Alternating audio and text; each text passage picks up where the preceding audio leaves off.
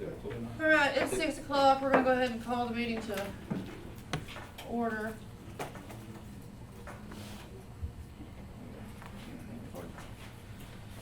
We'll start with prayer.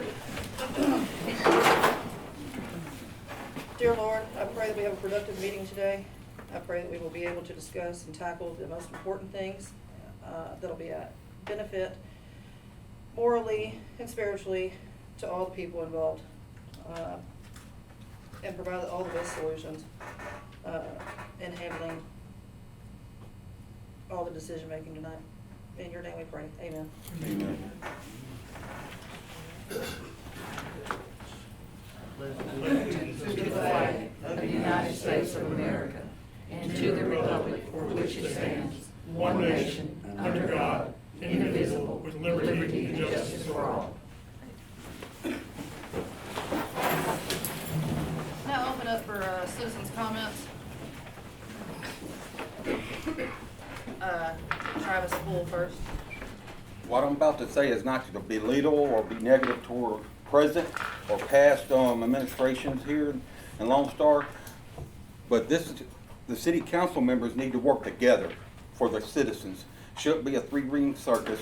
We need to get back to our conservative roots because what's working right now is not working. Absolutely. And 5 months ago, before the new council come in, 3 of the members voted against raising our water rates, with Sanitation Solutions wanted to jack it up.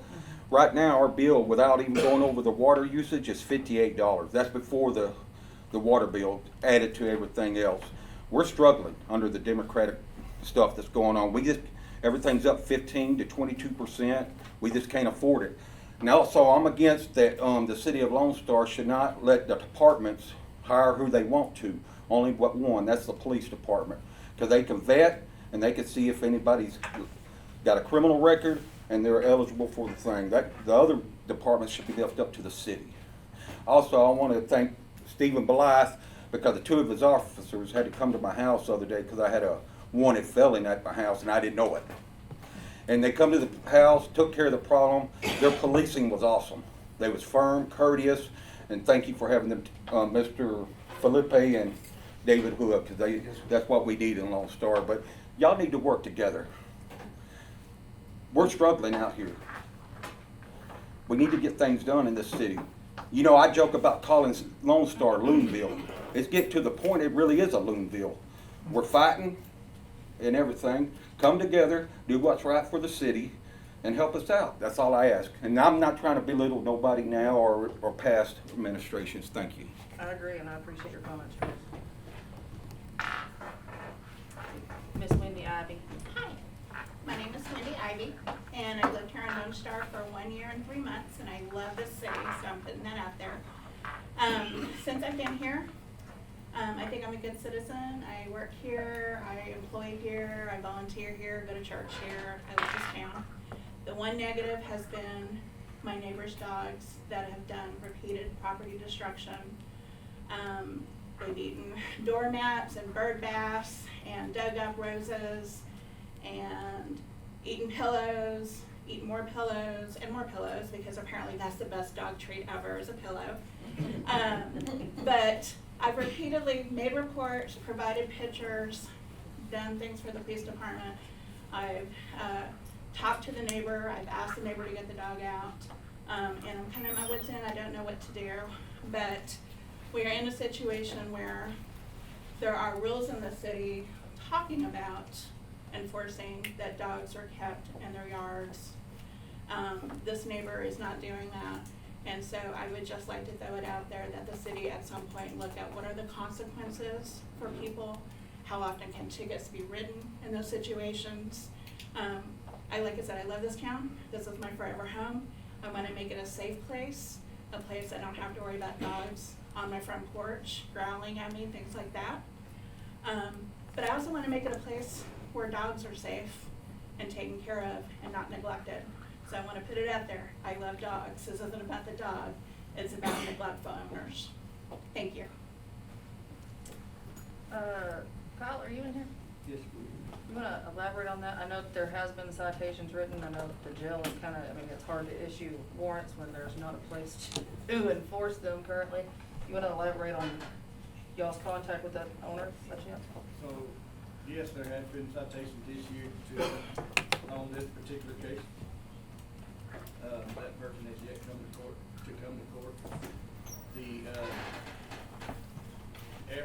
And I'm not, by no means, Ms. Ivy, saying that it's not happening every time I go by there.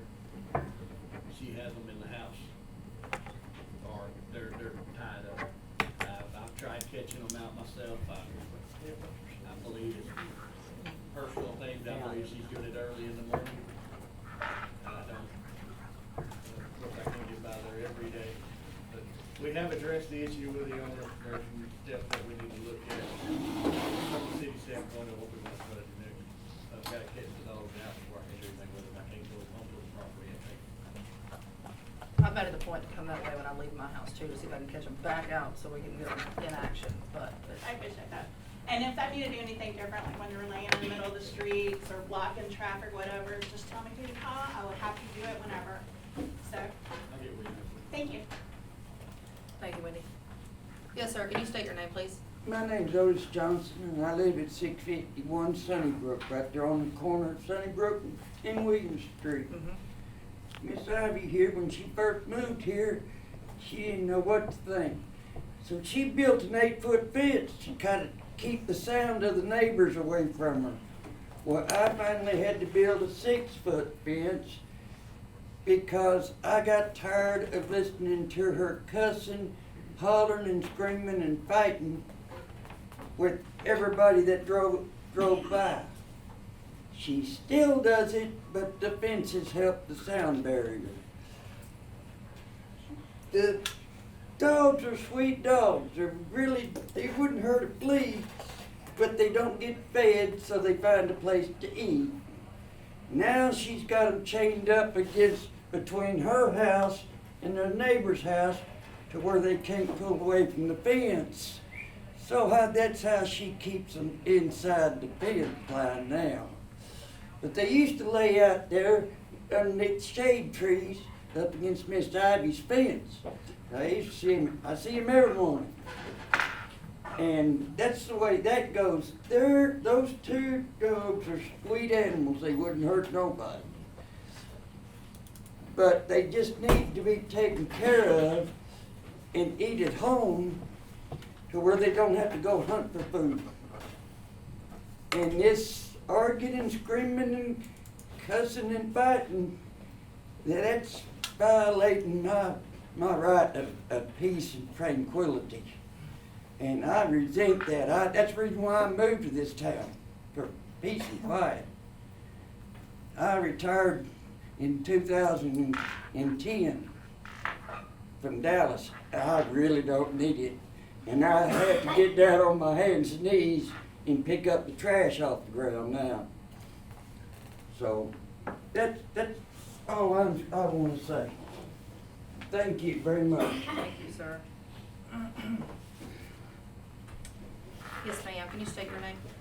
My name is Samantha Laura, and I'm also going to talk about the dogs. I've had, with those two certain dogs they've been talking about, they've dug up some of my flowers, they've gone near my fence and stuff, and I also have dogs. I'm really concerned because I know they can jump fences, what stops them from jumping my fence and getting into my dogs, which is also a really concern. I also do have problems with the dogs at the women's shelter. They're very nice. I love it. They're good people, but they just don't keep their dogs near them at all. Not even on a leash. They let them free roam. And the same, I'm concerned about my dog's safety. Also, they've gotten into my trash before, which also is not fun. I don't like to pick up trash on my property, and that's also a big concern. I have talked to them personally, and they said, they've tried and stuff, but I really haven't seen any effort on their side personally, and I just would like to know what the best steps would be. And I've also seen a lot of other stray dogs that I don't know where they come from, and I just don't know what the procedure is for that or how the city handles stuff like that. That's it. Thank you. Gonna move on to, non-action items. We need to update the let's go to the consent items. Approve the reports from the regular scheduled meeting on July 20th.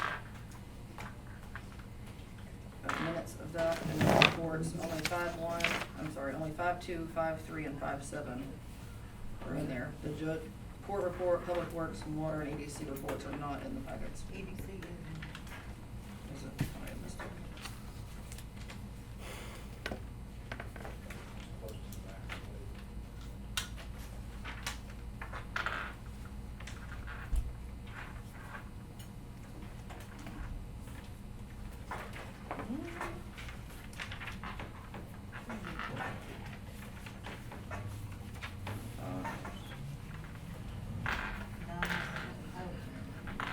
They're under, yeah, but they're fine reports.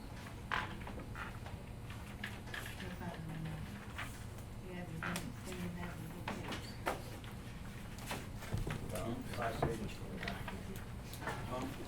Oh, it's just trying to alright. Okay, so I need to vote to approve the minutes and the police report, fire report, and then the EDC report and financials.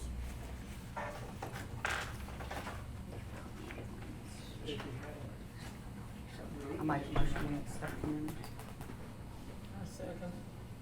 Cindy made a motion, we accept the minute, and Jerry, second.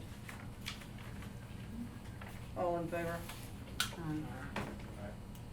All against? Did you vote? Not voting. I'm abstaining. Three approved. Motion carries.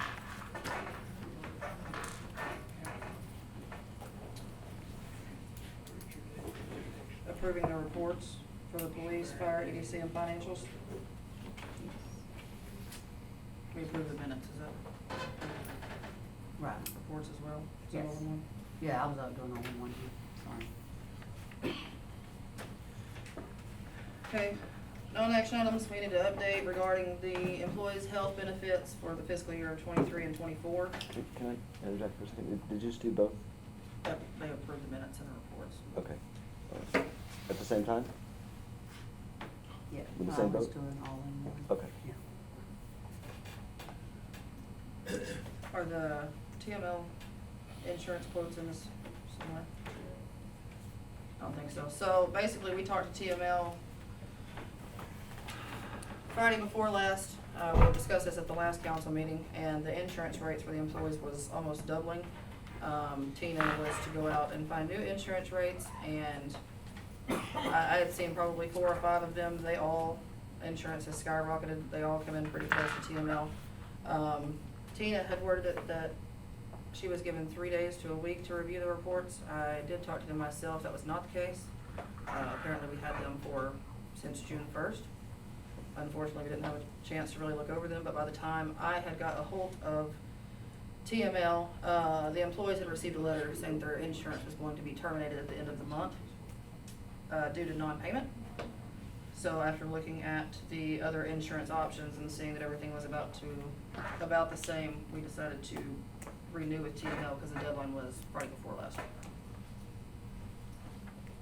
So there was no other feasible options, and they were fixing to lose coverage. How quickly did this happen when you realized that they were going to lose coverage and it was renewed? So I was notified by Dave that I was given a letter on, I think it was Wednesday. And then Kyle himself contacted TML, gave me the contact, and I talked to them. Yesterday? This week? No, Friday before last was when the deadline was. And I had called in, and I had to give them an answer that day by 5 o'clock. And I did ask them, I was like, well, we were told we only had this information for a week. And she said no. And on our last packet, the insurance quote showed 5/31.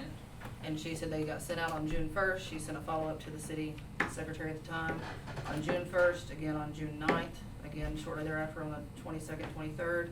there have been multiple follow-up emails, and we did not have it in our hands prior to that, but at the time I finally got on the phone with her, I had no choice but to approve it by 5 o'clock that day, or the guy's insurance would have been terminated by the end of the month. So we were on the list for non-payment.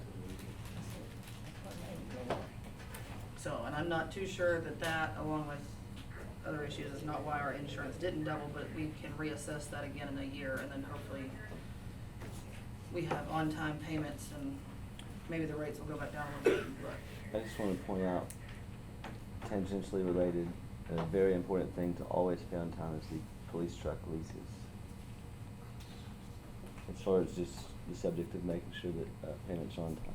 I think all payments should be on time. I'd love to know what the city has paid in interest and penalties over the last 2 years. That one in particular, you lose everything in the contract if you miss one payment.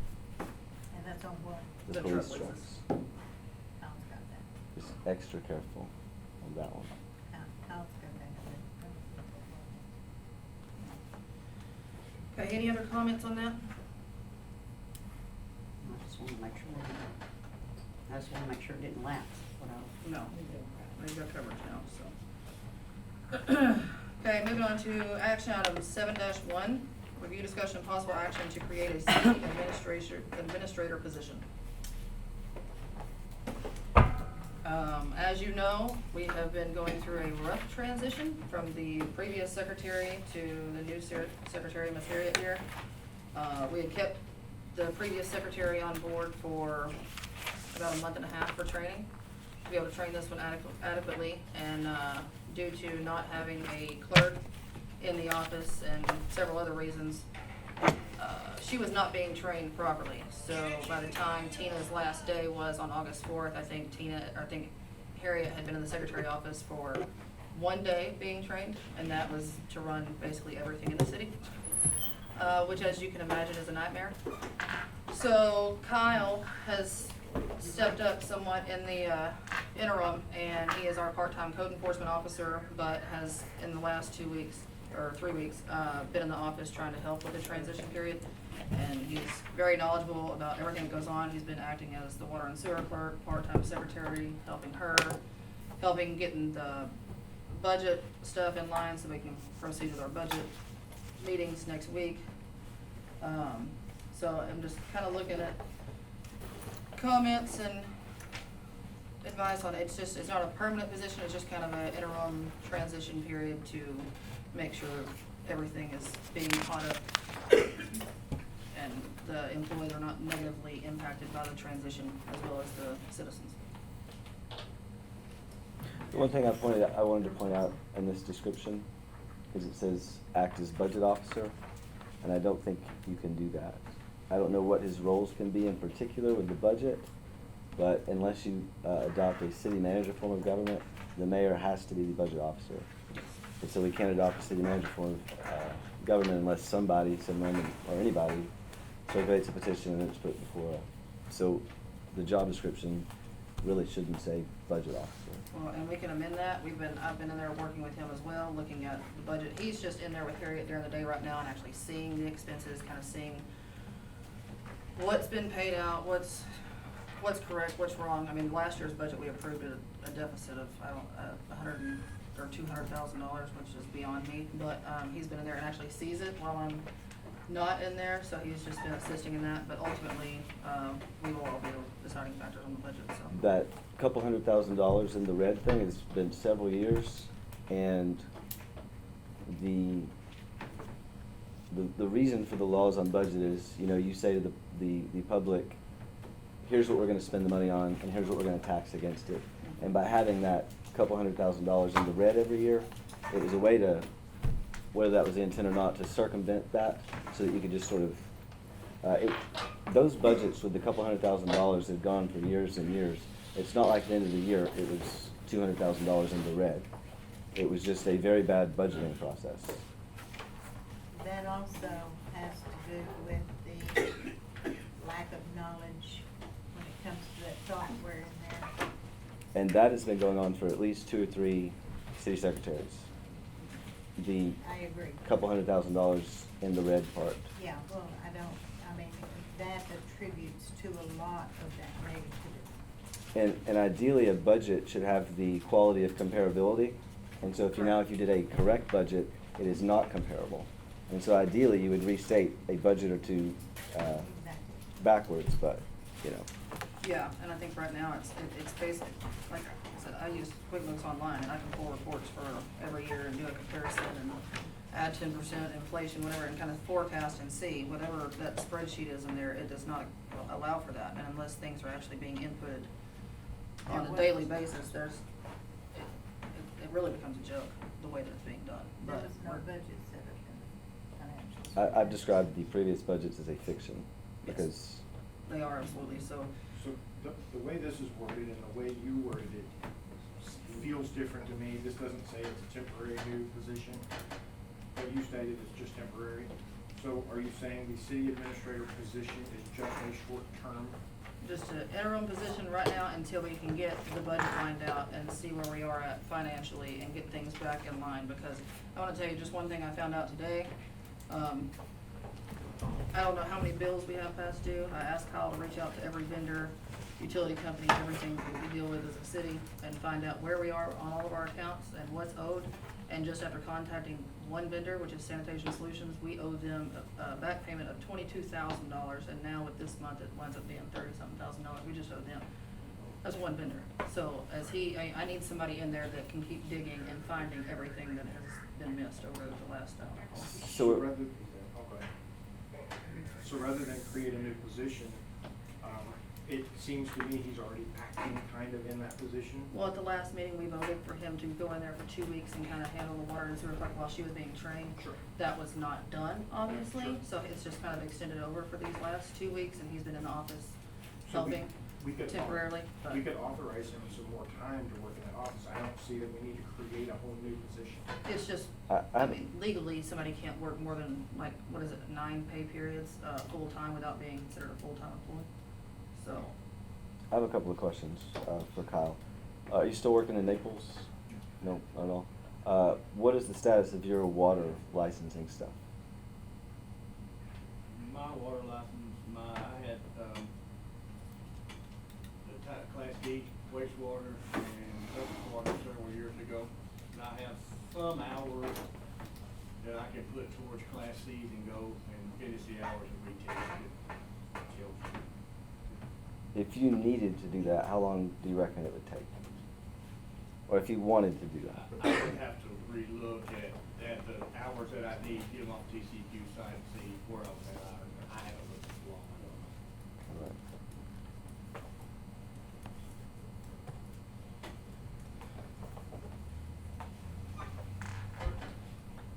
I don't think we need to create a new position. I have no problem with him aiding in that office to get us where we need to get, you know, if he has that skill set.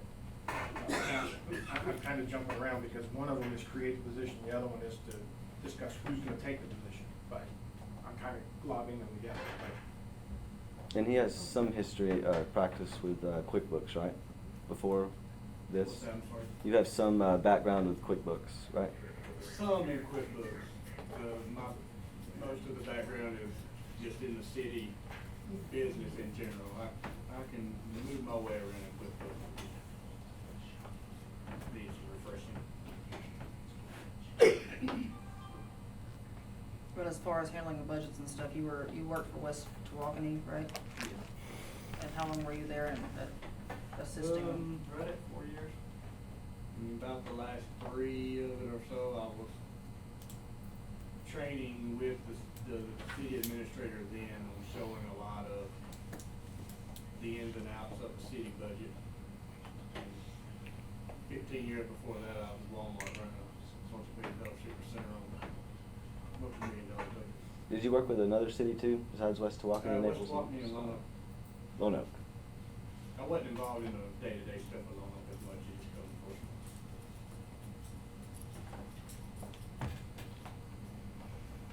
So as you said, Keith, kind of 7-1 and 7-2 are kind of just to kind of mix those together. So it was to make him a full-time employee, but in saying that, he's already part-time code enforcement. So the other half of that time would be coming from the water and sewer side, the clerk, I mean, part of that from the water and sewer and general fund, just kind of piecemealing it all together to make him a full-time, because he's already part-time code enforcement. It's not necessarily creating a full-time position for the administrator, it's just overseeing and still handling his code enforcement as well.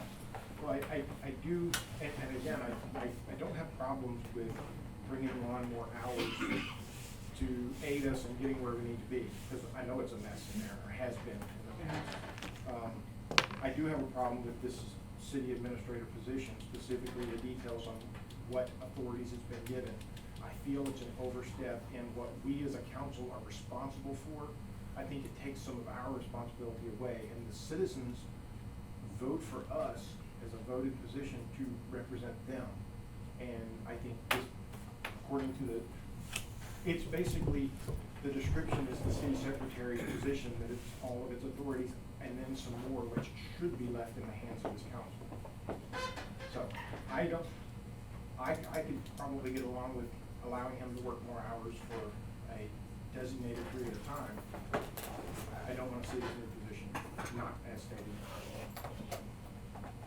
So I would say, which I know I have to follow pretty much exactly what it says, but just agree to hire, give him more hours, which would make him full-time temporarily, because if you are already part-time and you do that. So we would do And that. then relook at it and just kind of restructure some of the job title requirements in next month's meeting or whatever, but have him full-time. Giving him the hours is not a problem, I don't feel, personally. I just don't want to run into that deadline where he's full-time for multiple weeks and then. I don't like the aggressive authoritarian step of the position as designated in here. So I think he could use the, if he can get us where we need to be in a set number of extended days, I have no problem with it.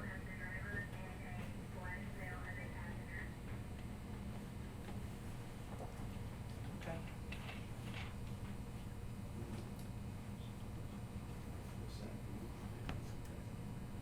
So you need to table this? If nobody makes a motion, it just dies on the table. And we're going on 7-1 now, even though we've kind of overlapped 7-1, 7-2. We could still discuss 7-2 as an extension of his full-time, temporary full-time. We just need to decide on 7-1 first, because it's integral in deciding 7-2. Okay, so 7-1.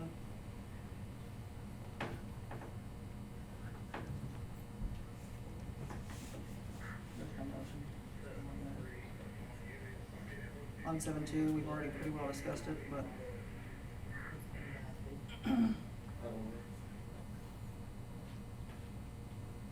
So, are we moving on to 7-2? Yes. Okay. What kind of additional time do we feel that he's gonna need, and Harry, you may be the best one to answer that, to get us where we need to be? Well,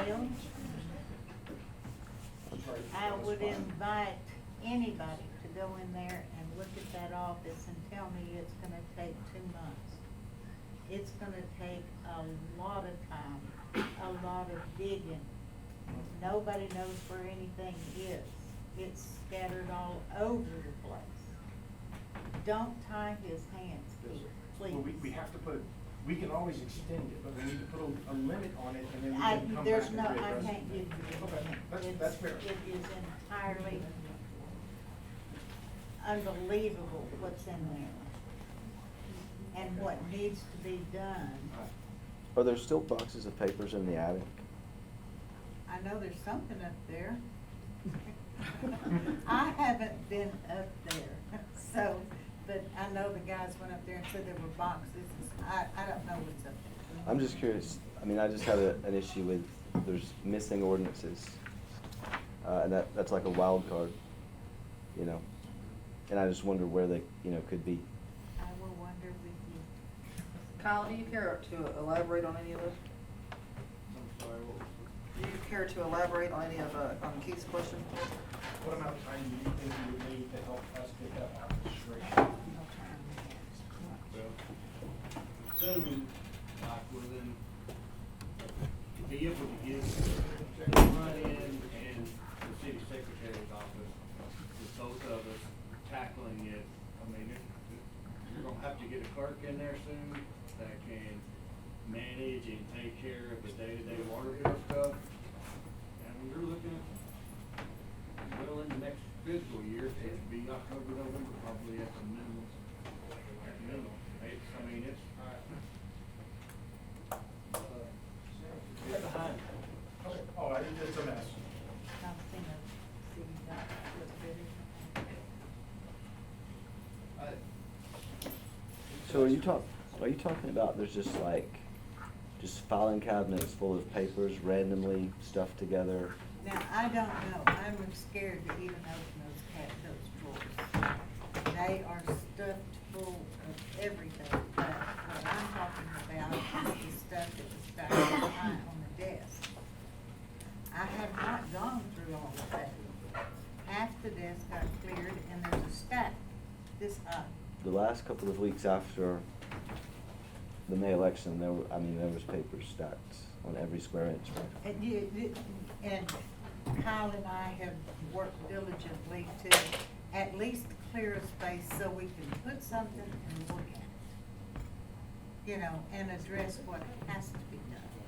I know there was a hotel tax approved a year ago, like way before I got here, that's been still sitting on the desk, have not been implemented. When I went in there the other day, there's been bills signed, checks sitting there that are over a month old that just never got sent out. And now we talk to one vendor and find out we owe them $22,000. Like, how many other bills are unpaid and just stored somewhere? That was sanitation solutions? Correct. And I think It's just, this whole council knows there's been a problem for a time, and we're working towards fixing the problem. And I know the mess needs to be cleaned up, so. And we don't know if that time is 2 years or 10 years, or, Do what? we don't know if the time at issue is 2 years or 10 years we don't know. or 20 years. It's a mess, so I'm just asking to get somebody in there to help, so how, I mean, and like I mean, it's hard to say, well, you've already got him part-time, and I don't mind giving him more hours. Well, if he's part-time, if he's working 32 hours, and you have him in there for an extra day a week, well, then you're gonna put him at full-time, and I don't wanna run into having somebody full-time, and we're not giving them the benefits by law we're required to give them, so that's where I'm, So, and nobody's gonna like this question, but what's he being paid now? $15 an hour. Okay.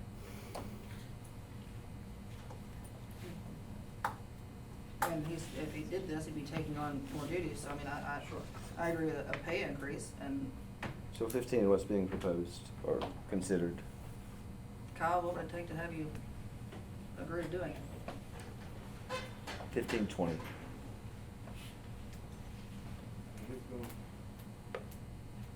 When we first talked, myself and the mayor talked, you're not gonna find anybody that'll do the job that needs to be done, officers for probably around 18. And that's coming down a little bit, less than what. And I proposed, up to 20, because, he's taken on a whole role, and I get we have to amend some of this, right, so that the responsibilities do still stay in the council's hands. But, y'all have acknowledged, the work that he has in front of him, so. So I'm willing to make a motion and see if anybody else wants to go along with it. I would make a motion that we bring Kyle on full-time for 90 days at 18 an hour. We don't really need to change his job description, other than he's to use that extra time to help organize and clean up that office and get all the books and everything in order. And then revisit it at that point. We can and then revisit it then. See if. Is that when we- I'll second the motion. Okay, now, is that whenever we, would revisit, like, After 90 days, then we'll revisit. all this too? Yes. And everything? Yeah. Is that what we're saying? Okay. Okay, we have a motion from Keith and a second from Cody. All in favor? Not All in voting. favor. Motion carries. Not voting. Oh, I'm sorry, commit, you did not vote. Sorry, 3 in favor, Cody's not voting.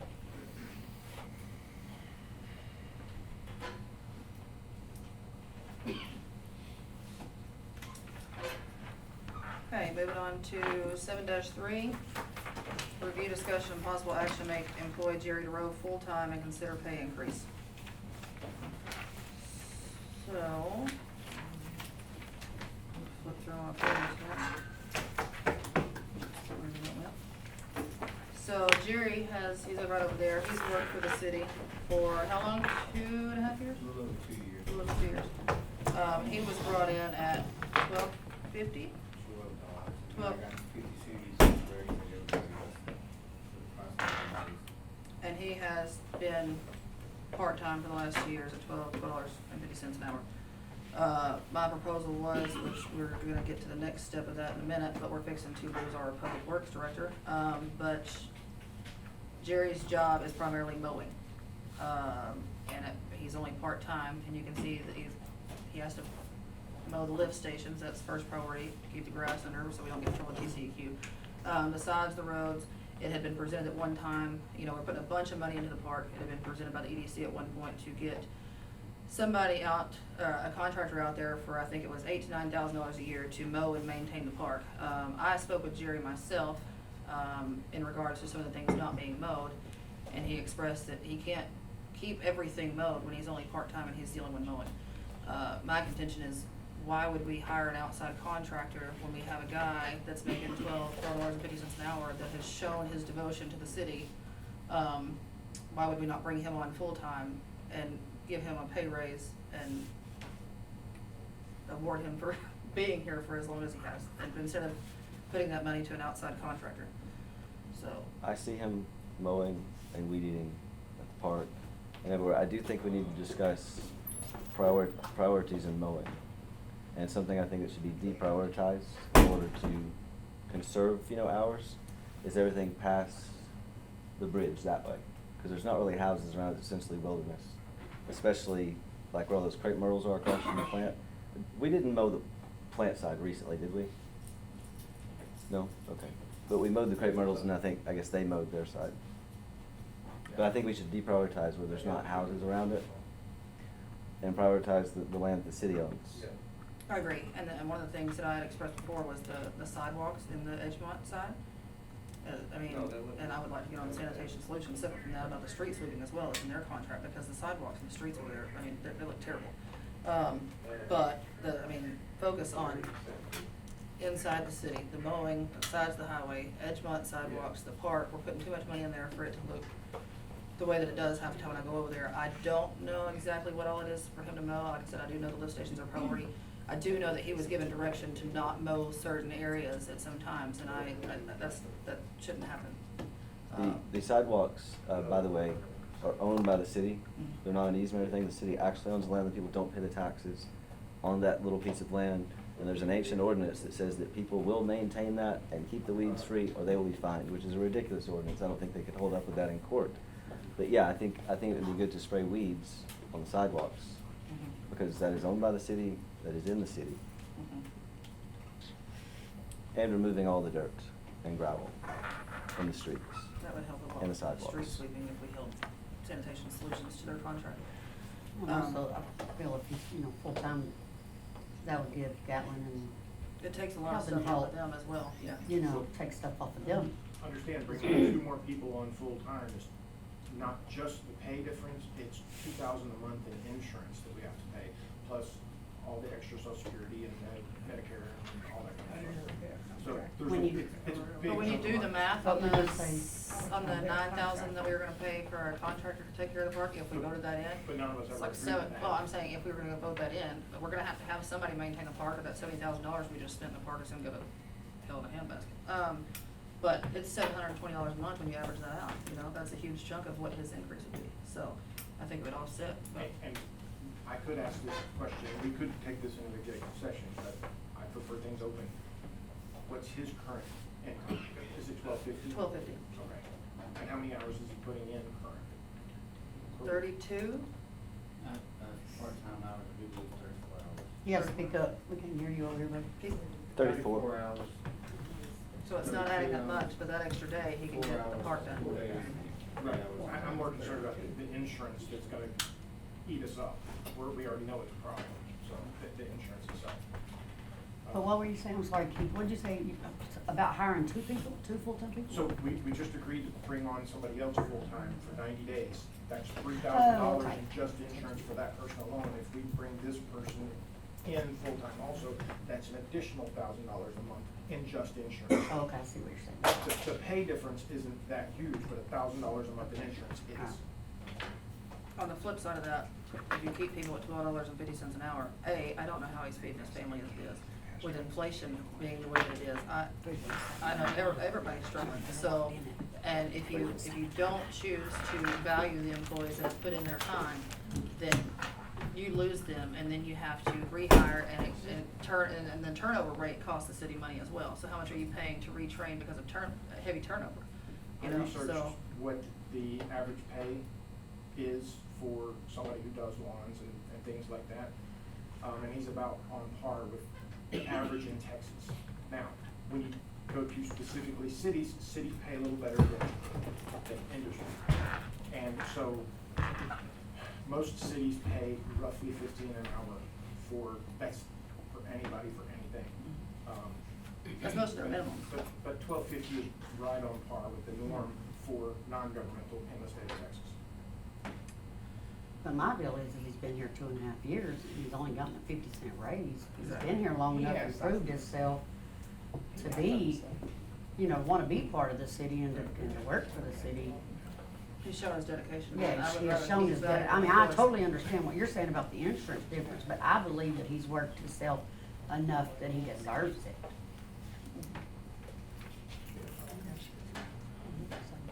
Yes, sir. I got my list of responsibilities that I was required to do part-time, if y'all would like to hear them. Sure. Nothing I said would make you derogatory. No. Oh, okay. From the north ceiling sign, the south ceiling sign, or east side of the highway, small areas next to Round Rock, take care of those. Mow, trim, groom, and clean all debris from City Park and baseball field. Mow and trim in all areas of wastewater treatment plant, the gun range, tree around the entire fence, 5 feet all the way around, all summer. Our mowing trim around the creek myrtles by the South Sea Window sign, weekly or bi-weekly. Also cut trim around the 3 manholes, Pilgrim Seal. I'm mowing trim the City Park, the City Hall, the landing pad for the fire department, all the ditches included. North of City Hall, Bridge to Jefferson, trim and maintain around the bridge area. I do all the,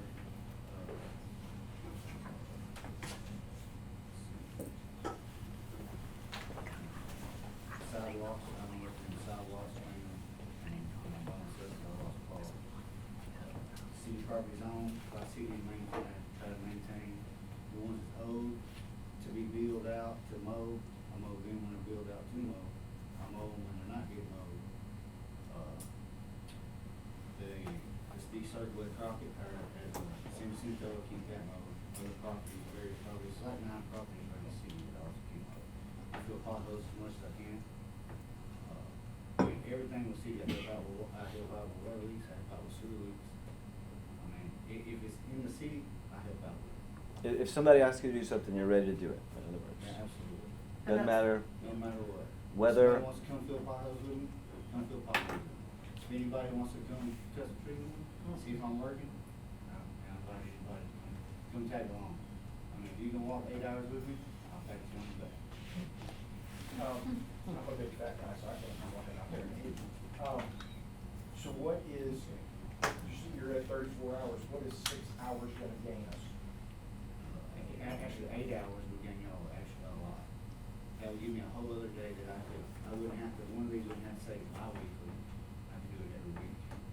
You know what I'm saying? Bi-weekly, I'm either having to give up, something TCEQ can get on us about, or the city park, or I give up the water tower. I have to give up something to keep something maintained. So like with a full 5 days, I can provide for my, my kids, my 4 kids, my wife, and get everything. And I say, if y'all want to throw something else on me, let's go. I'd like to see everyone, sorry. I'd like to see everyone kind of look at that list you got with mowing and sort of just change the order maybe. I mean, I haven't ever seen it, I mean, you can give it to us, we can look at it and reprioritize. Y'all can discuss that. I mean, any orders I'm giving, I'll do them in my orders. Well, and that's what I was gonna go back to too. I mean, he just doesn't mow, and so in the season that it's not mowing season, right, he's out there he's helping these guys do everything else. And just to jump down to the next one, we're fixing to lose Shane, and he's been kinda under Shane's wing, and he knows a lot of the ins and outs to help assist as we do lose Shane, you know, All so. the manual reads we do every month, he knows where all those are. I'm still trying to figure them out. I mean, some of these, especially with electronic meters, they get covered up, lost and forgot about. Jerry knows where they are. Well, it takes me half a day to find manual reads. He can knock out in a few hours. Yeah, experience Yeah, is meters towards the valuable. lake, knocks it out in no time. So,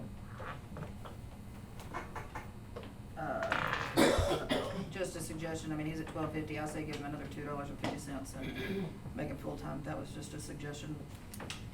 Open to any comments or. Brianna? Yes, So you're hiring the new guy and you're gonna raise him and give him more hours.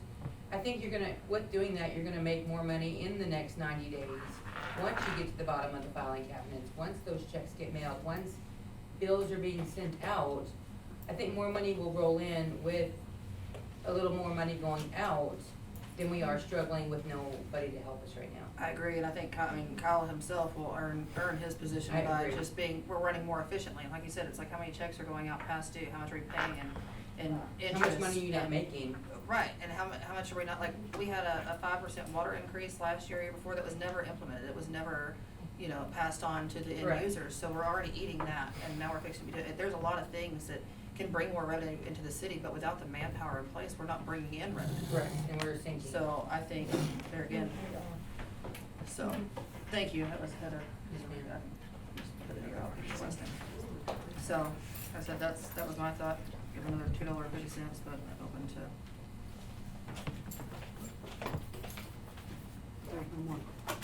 I make a motion that we bring him on full-time at 15 an hour. I second. A motion from Cindy, a second from Jerry. All in favor of bringing Jerry on at 15 an hour?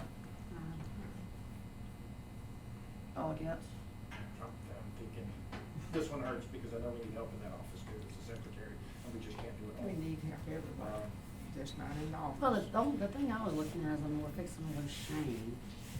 That's Shane's salary. But we're gonna replace him, so that's a wash. No, we're not. Well, No, have you we're checked not. into what Class C operators are? We're gonna have to send one of these guys to school because you're not gonna be able to find a Class C wastewater operator for what we're paying Shane.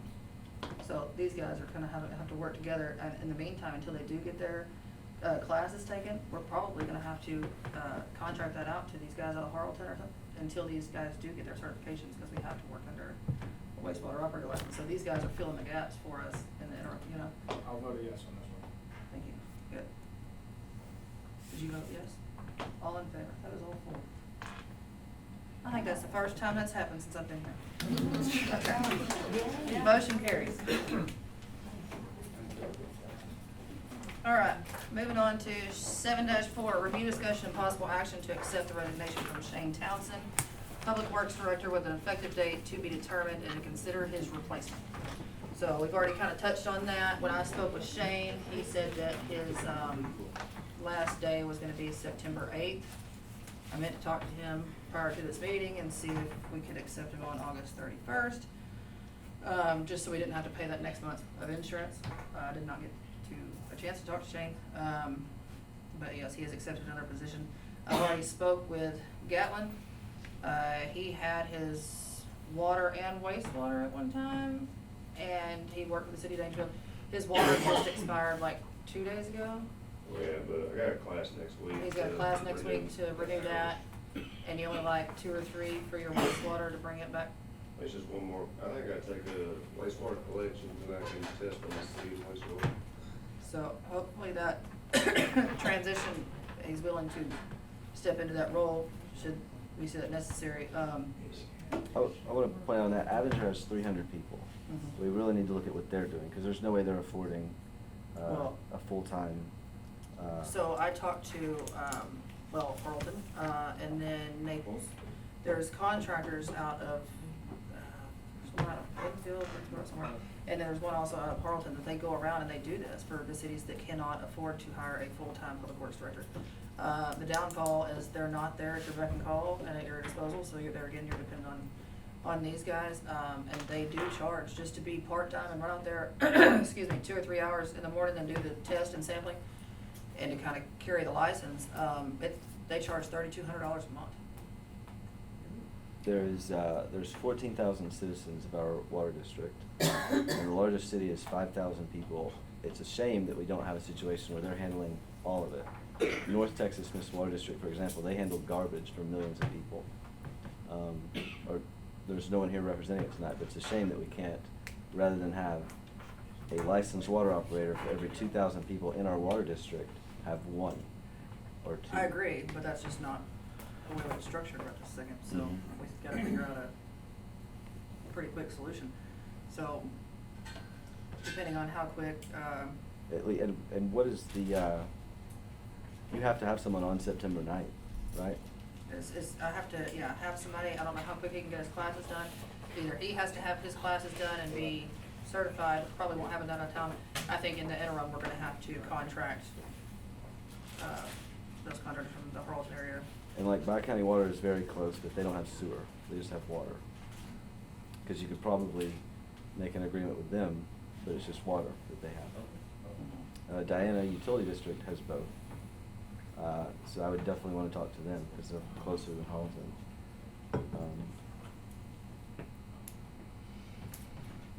Well, I can chime in on that a little bit. Bi-County refuses to do anything in the city of Lone Star if Cody Womack's around. He wouldn't even meet me at the fire station during the storm because he's afraid Cody's gonna be up here and he didn't wanna deal with it.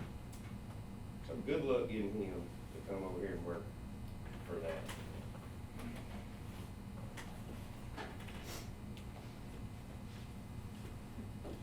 Well, there's one option down.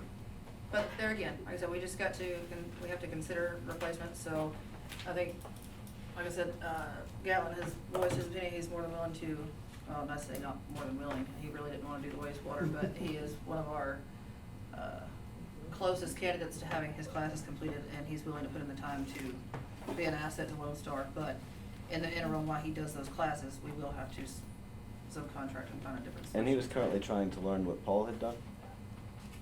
Who? Gatlin? Uh-huh. No, what Shane was doing. But he was also learning what Paul had Well, was doing? because Paul was here before Gatlin was, so Shane had kinda trained Paul, and now that Paul's gone, Paul had trained Gatlin, it's just kind of there again. And we hired Gatlin when Calvin left. So we had Calvin and we had Shane. And Calvin left and we hired Gatlin. Calvin back, yeah, that And was all before my time, but yeah. Gatlin is not a laborer, I've heard. To each their own. I know that whenever I was up here during all that storm stuff, I think Gatlin might have slept, I don't know, 6 hours in a matter of 3 days because he was up here busting his tail, and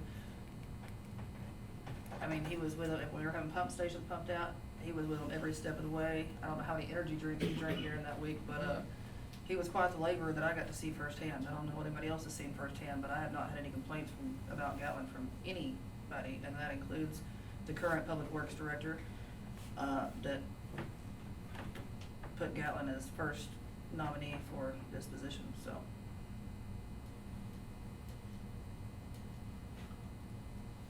Have you got to work with him firsthand to see his work ethic and his labor? No, I never see him. When I come here, he's at the office though.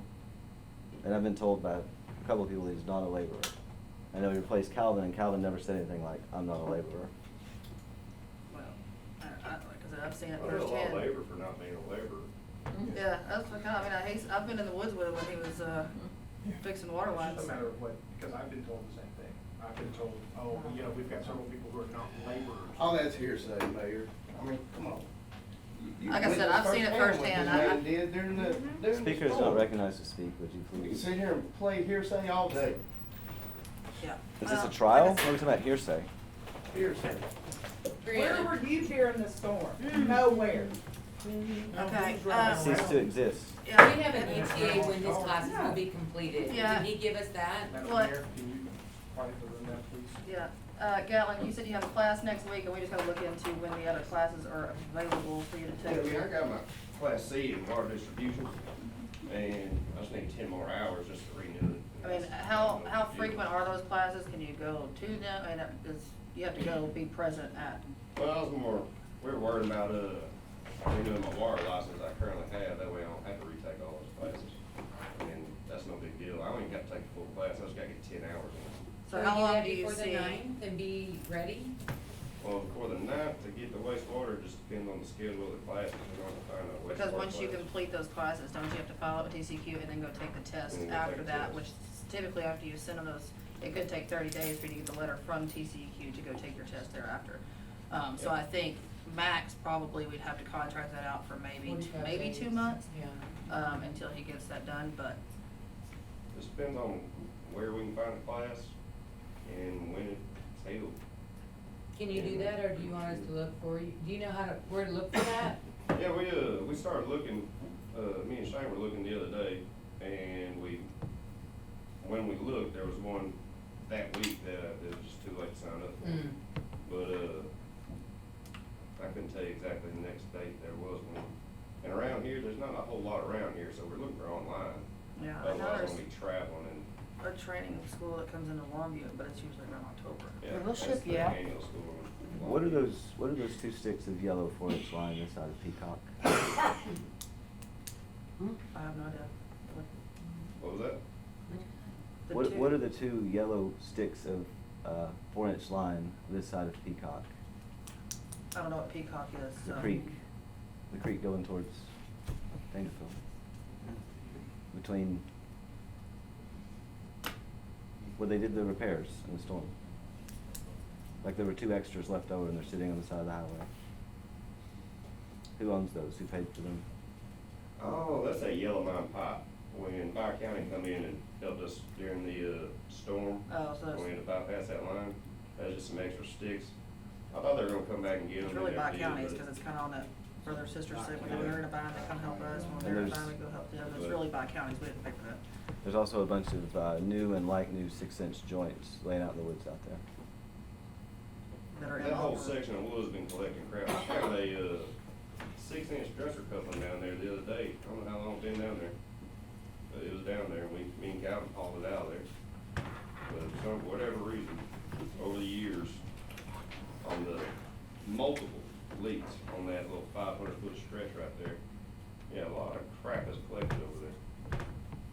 So I guess part of the question here is, do we want to, as this council right now, pre-approve a temporary outsourcing of Shane's work for when he's gone, so that we don't have to have a special meeting to approve spending a week from now? Right. 2 weeks from now. And then to consider And his talk to placement. Diana So- and Harleton, you say?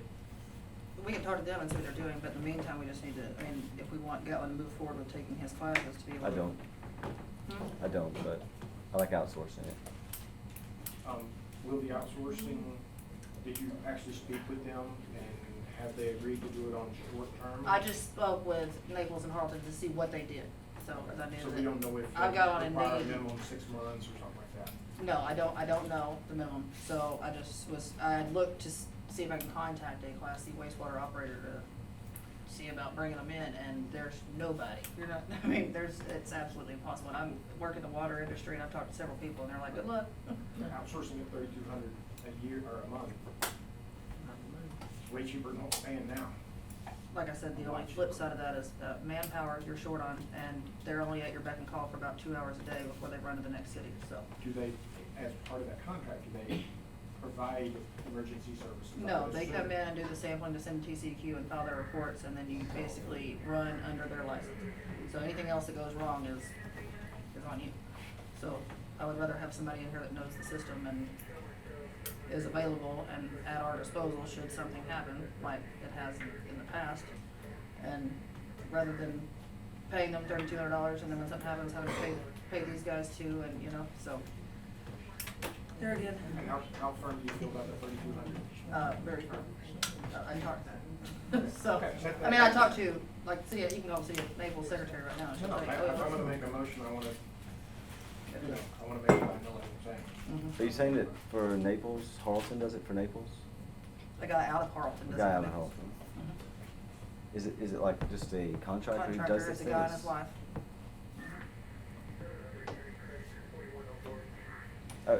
I would really like to at least have a contact with Diana Utility District, if possible, to see if they would consider the possibility of a interlocal agreement or whatever.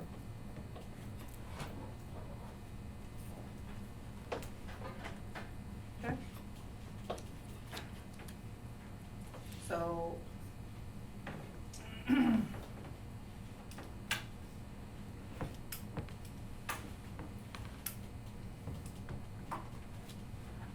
So we have to agree to accept Shane's resignation, and then, I mean, my I suggestion make a would be. motion to accept Shane's resignation. And then the other part of that is to consider his replacement, so we can, Do you wanna add to that? No, just do that. Just do that by itself. I was just gonna say, and have the mayor speak with him and try and cut it off at the end of the month, so we're not paying another $1,000 in insurance. That's what I figured. That's not gonna work, is it? Well, if we make it the 31st as his last Ah, day, then we won't have yeah, to if you pay him can. next month. Yeah. so whenever he gave me us 2 weeks, he had just said September 8th, I was gonna. I appreciate the 2 weeks, but again, that's $1,000 a month, so. All right. Well, we'll agree to, You wanna make the motion again, like you make a motion to accept it, but for you to speak with him, right? To see if he will do the 31st, I'm like, that's what I'm saying, how's this worded here, or how are we? I don't know if you gotta be that specific with it or not, I don't know.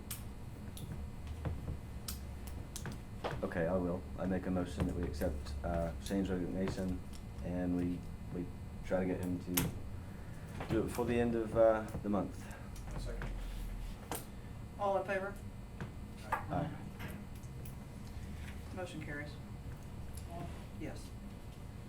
Moving on to 7-5, review, discussion, and possible action to accept resignation of municipal judge Monica Sampson effective August 31st and consider her replacement. This was put on there, I believe Monica had voiced that she wanted to leave and then has since changed her mind, so do we still need to have this on there, or do we stay?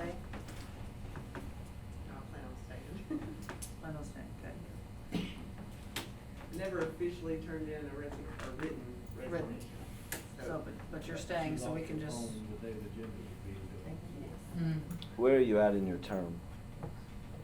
Like when you were last appointed? I don't have a term, because I'm hired. No, like,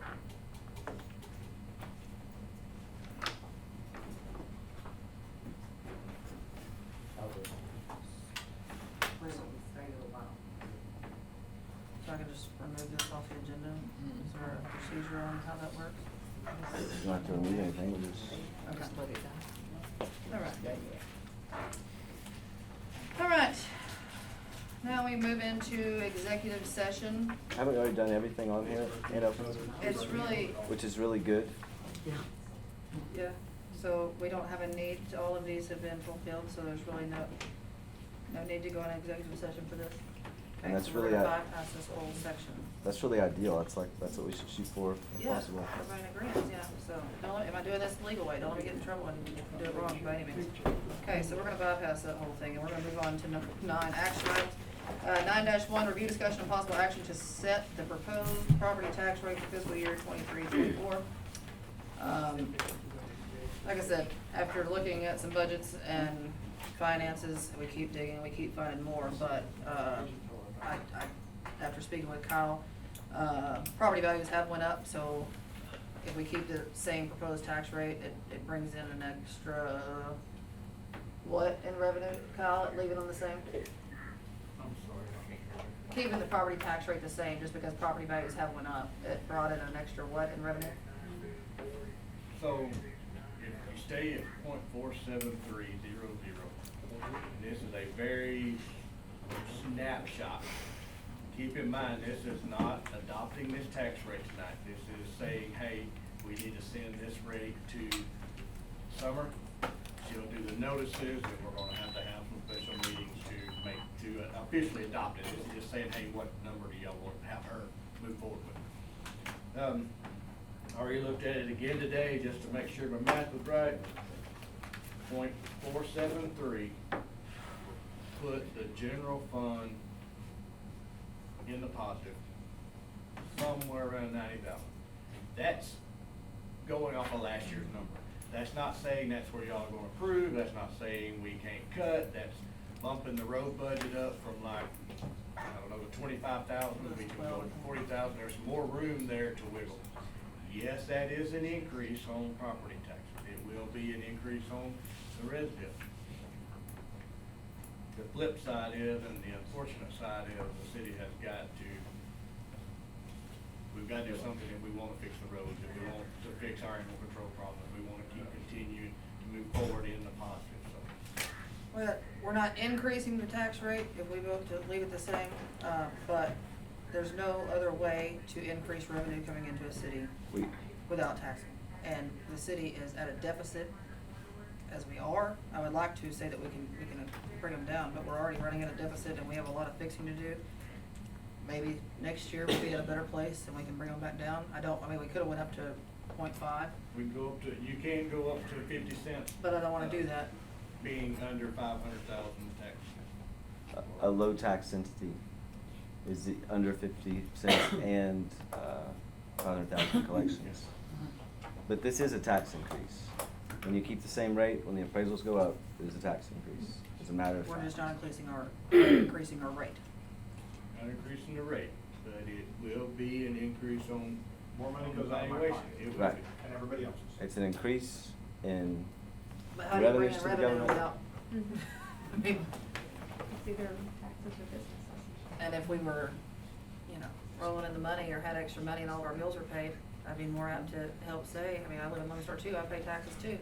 But right now, I mean, we're running at a deficit and you've got to just, you gotta figure out a way to at least break even. There's 3 scenarios there, kind of numbers to look at that I gave y'all.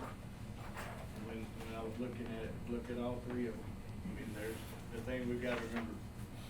We've got to figure out a way to stay in the positive and not be running with $15,000 in the general fund come a month before the fiscal year ends.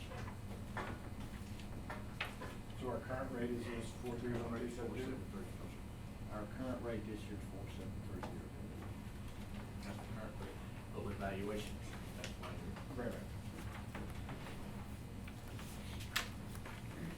But if we chose this, we're gonna get an increase of roughly 20,000. It's 285 now, so.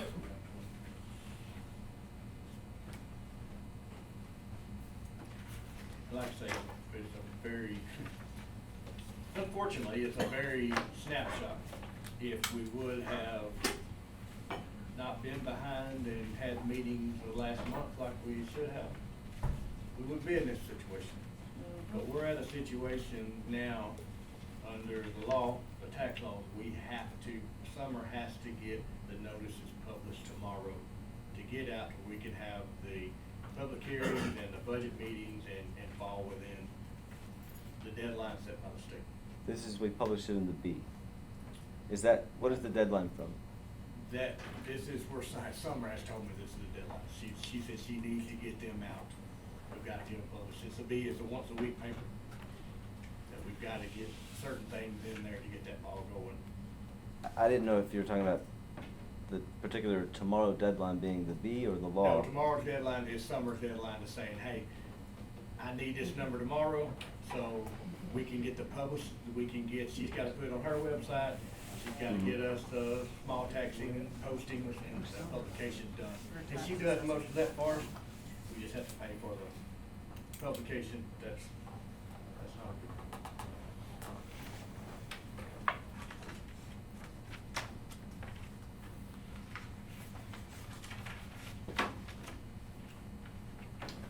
So you've looked over the budget and you feel that, and I'm having trouble trying to decipher some of this, that if we had the same exact income, we should have some left over next year because you've found things in the budget? If we had do the same exact income, you go down to the no net at 415263, you're not gonna have any room for any kind of extra street repairs more than what you have now. You're not gonna have any room for some of the, we'll make up for some of that because of the disaster and some of the things that was paid for, but you're not gonna, no, you're gonna be back down to where you're are struggling to Well- make any kind of headway. Let's just be clear, you're just going based off of the budget numbers in that spreadsheet. Yes. So what the actual expenses are versus what that budget number was, is still, We don't. it's ridiculous, but I'm just gonna tell you what the bank balances are, we're fixing to be in Yeah. a bind in the next month already. Yes. So, I mean, like I said, inflation, everything's went up, so, We, you know,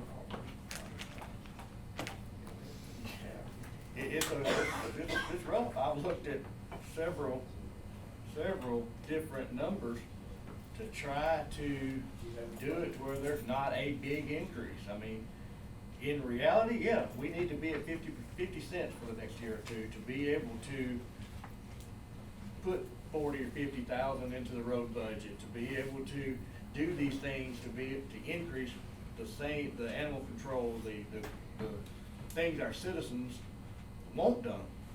They don't want 50 cents either. So to stay at 4.73 you gotta pay for the rate, roads somehow. that gives a little bit of wiggle room. Now, that's not saying that we don't go in there when it comes down to the budget hearings and the meetings. The council goes and y'all decide, okay, we're gonna cut this or we're gonna add this. One thing that I was looking at today was another 15 or 20,000 onto the road budget. If we're gonna do anything, that's one of the things we need to be able to do. Our animal control budget, I already put it up, I tripled it just to be able to help take care of some of these issues.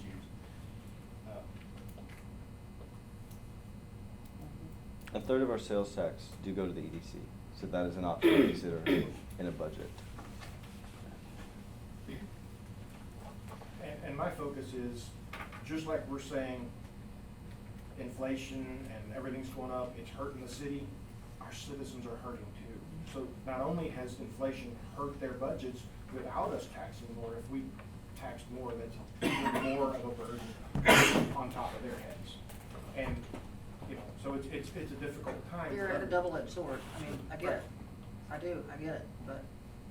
But yeah, my deal is every citizen out here, yes, everybody's hurting.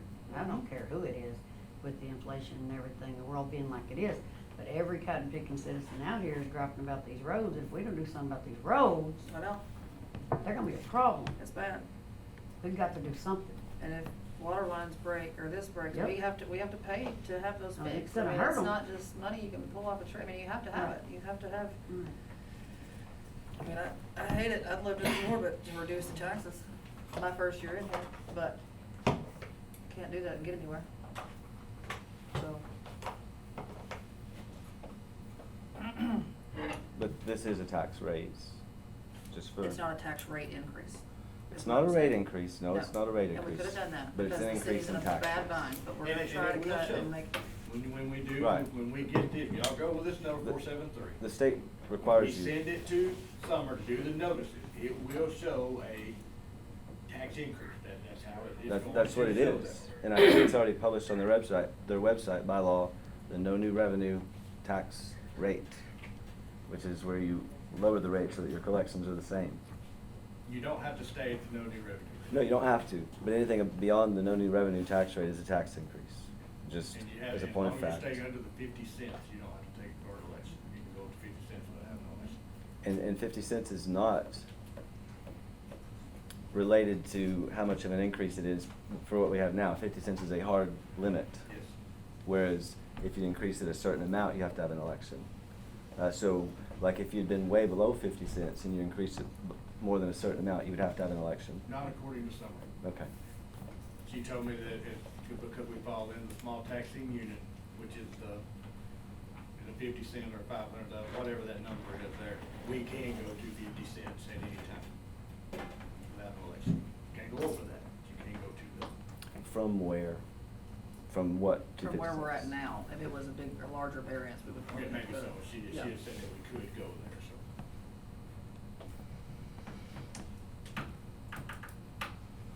I think once you go beyond 50 cents, I'm not sure if it's 50 cents and 500,000 or 50 cents or 500,000. There are then much greater notification requirements for this sort of thing. I don't recommend, maybe it's my recommendation, going above the 473, but I do recommend being at the 473. I agree.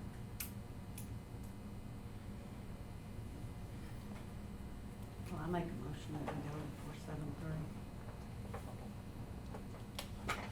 I second it. All in favor of staying at the 473 tax rate? All against? No vote? 2 for, 1 against, 1 no vote, so I vote we keep it at Wait, 473. hold on, why? Why was it a tie? It wasn't a tie, 'cause he didn't Aye, 'cause vote. he chose He didn't not to vote. So, motion doesn't. 2-1. 2-1. 2-1, because you voted. I voted no. And we voted yes, and then he 2 didn't to vote. 1 with a no vote. All right, got it. 2 no. 2 yes. So, motion doesn't carry, right? I thought it did. It did. I It thought does carry, I thought it was because you had 2 to yes, go 1 2 no, to 1. and 1 Okay, so we're not still 2 to voting. 1, so motion does carry, I don't have to break the tie. Okay, got it, we're good. Moving on to 9-2, review discussion and possible action to waive the ETJ for Serenity subdivision and allow Morris County to take jurisdiction. We had had this conversation at the previous one about talking to Doug and figuring out if he wants the county to handle that or us. And I talked to Doug and he said, they're good with the county handling that. And I asked him if a contract was necessary, he said he did not believe so, he thought the minutes from the meeting would justify that. I think the law very clearly said we do have to have an agreement. He was supposed to be checking into that, he thought the minutes would be sufficient. The last email I have back and forth with him said that he would double check on that, but, so if we do have to have a contract, we can work that up, but he did agree that the county would take care of that. I personally wouldn't want the county to do that because Morris County adopted model subdivision regulations.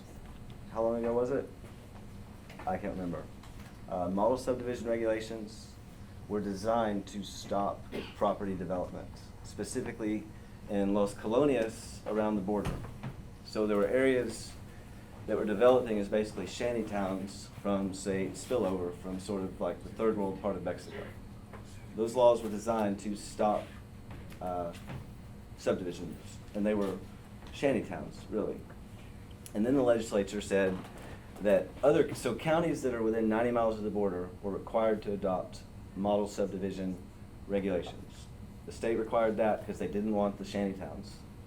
Then they said other counties can adopt it to try to obtain funding from the state for certain things. Morris County adopted it to try to bring water and stuff to I-30, like the northern part of the county. It's one of the very few counties in the state, I believe about 10, that adopted the model subdivision regulations and never received any funding. Okay? And so, we've had these model subdivision regulations for years. The county has never gotten any of this funding. And it actually says that if you waive the model subdivision regulation requirement for a 30-year guarantee of water provision, then you have the model subdivision regulations, but you do not have the ability to get state funding. So now that's sort of the county issue. We are county citizens and all that.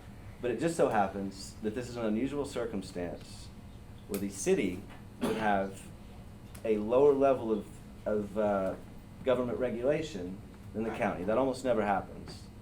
But in this case, because Morris County, one of the very few in the state that adopted these terrible draconian regulations, which are designed to stop development, we would actually have a more pro-business environment to say, no, we would like to regulate subdivisions within our extraterritorial jurisdiction. And I went there to talk to him a couple of times and he was not there. What authority does it allow us to maintain if we do it ourselves versus giving this authority over to the county? Authority to maintain. I don't know what you mean. What authority are we giving away if we allow the county to take them? I don't Make this agreement. I don't quite understand the question. We could exercise less authority than the county is. Can I speak up for a second? Dusty, yes. So, if you're asking about taxes and non-taxes, you can stipulate your own subdivision rules for subdivisions that would apply to that. Right now, they do have model rules, and they're willing to continue with it. They just need you to say no. You cannot increase taxes or charge a tax for that area, even though you control the policies on it. I am the developer. I'm asking, let the county manage it. I've already been dealing with the county for 2 years now. I don't wanna go back to the city and start from scratch and say, okay, what does need to be put in place, and is that okay, and go back and forth. I would rather deal with the model situation, which is more stringent than even the city requirements right now, than have to start with the city and spend another year hashing that out with the city. It's already hashed out, and plenty of documentation and rules that have to be followed. And I'm looking at it from an effort to be pro-business. Yes. Do we want to give the authority to somebody else to make a mess of it potentially? And all the effort you put in to deal with the county, why would we want to give all that to the county when we could just say, we love business, go for it, do what you want to do, you know, within reason, of course. In 1958, the city of Lone Star adopted subdivision regulations, and they say that we will regulate subdivisions within 5 miles of the city of Lone Star. That's other side of downtown Daingerfield. Obviously, that wouldn't hold up in court. We could not claim to be able to regulate subdivisions there. That is our 1958. But it could be whatever we wanted to, whenever we wanted it to. So there's the issue. There's one person within the extraterritorial jurisdiction saying he's okay with the county regulations. I suppose this applies to the entire extraterritorial jurisdiction. This specifically says Serenity. What does the agenda item say? Yes, it specifically says And another Serenity. comment on that, I just left the judge, I spent an hour with the judge before this. It would be just for that. You're not giving away the territory all the way around jurisdiction. It would just be its own. Okay, because at the previous meeting, that was what the Yeah, and I think we still need to look at the rest of it, but right now, because Serenity has been held up so long up until this point, and we have to get this kind of lined out, and get him, I mean, from the beginning, this whole Serenity thing was done a little backwards, so I'm just looking at this, if we want to do outside of Serenity later and reassess that situation, but right now, I think. There are, here's Serenity, there's an outside going away from Lone Star issue, which is the model with the subdivision regulation, and the inside issue is the water, and they're related in ways, but they're not the same issue. I would argue that the biggest holdup was the water district in all of this. The city of Lone Star went along, they were perfectly happy to provide water, as they had down that road, as every other city of the district had done since 1982. That contract expired in 2022. The water district had never once required a contract or charged a higher rate in order to sell water outside the district. Hugh Springs, their certificated service area, comes to within 1.3 miles of Serenity. It goes 12 miles outside their corporate boundaries. And the fact is, the contract says, the 82 contract, which is a 30-year contract, says that when it expires, the water district will continue to provide water at a reasonable rate. Now, 1982, then in 1985 was when the legislature created the concept of extraterritorial jurisdiction, whether you can, there's all these ways that a city can have a interest or control in, a city this size, a half mile outside of the city. The contract, are we just talking about subdivision here? this doesn't seem to say anything about water, it's just Okay. the jurisdiction of it. I just generally speaking, the model subdivision regulation was designed to stop development. And I asked him to put it on the agenda for the county to drop it, to do away with model subdivision regulation and come up with something less stringent.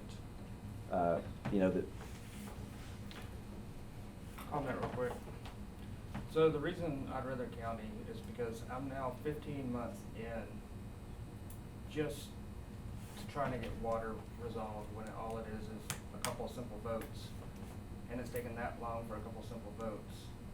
I would rather deal with the county than have to deal with the city. Give you a perfect example.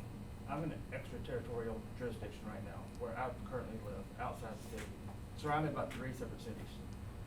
And where they control is, you can't shoot fireworks within 1 mile of the city limits, which is extraterritorial jurisdiction. You can't shoot a firearm in that area. That's where the control comes in. And those type of things, it's in the deed restrictions as part of the plat. Can I ask you one question? Where you are, is anyone obligated to provide you water? Obligated, no. Okay. Actually, that's not correct. The city is now obligated. Because this was a question I intended to ask you, which will sort of influence how I feel about everything. Yeah, the city is now obligated. How was the city obligated? How was the 2 city years obligated? ago, the city agreed to provide water. Who? The council, September 2 years ago, voted to allow Serenity to connect to the water and provide water to Serenity. And that, sorry. And that is when the water district came out and said, hey, what are you doing? No. No? That was 10 months later. Oh, yeah, okay. Yeah. That's when the water district came out and said, the city called me up, Wayne, is it Wayne? Mhm. Wayne called me up Or and Dominic. stated that he just found out that the city agreed to provide water, but the city did not have authority to provide water without their authorization. He said he did not mind the city providing water, but he did not feel like Peace City had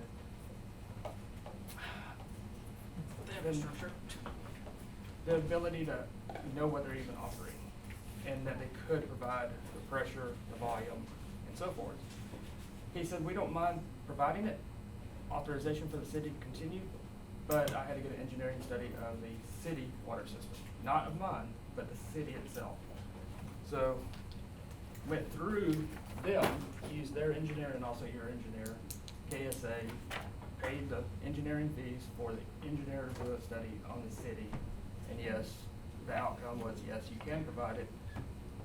Wayne then sent an email to the judge and the city saying, it's approved by us, go for it. They produced the contract March and said, they approved it last December, 1st of December.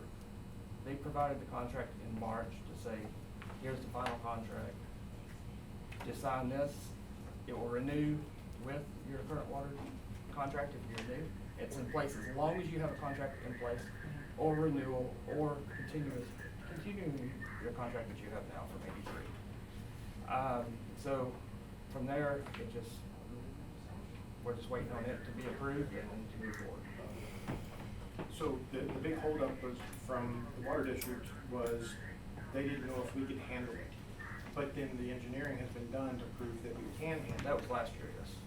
Okay, so we really don't need the water district in the middle of it. We sell water to people outside the city limits all the time. But you don't have the authority. The '83 contract actually states that you cannot sell outside the city without their authority.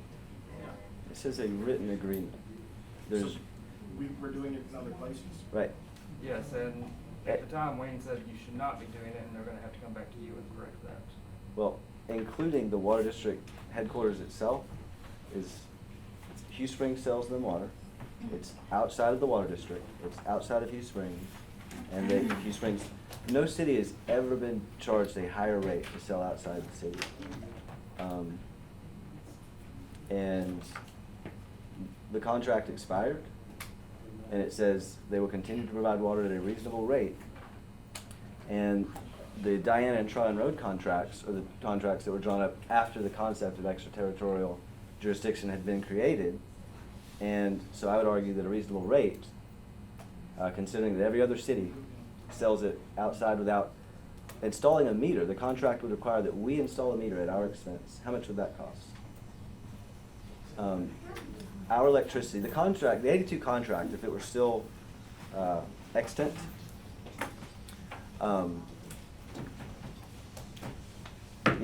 we pay for the electricity. Okay, so it said that if it describes Diana and Tryon Road, they have a situation where if it's like over $150,000 a day, the water district can sell directly, should they choose. The right of first refusal. It's like a real estate option, kind of. In our contract, it said the right of first refusal was if it was over 1.5 inches tap and something else. Serenity is under that.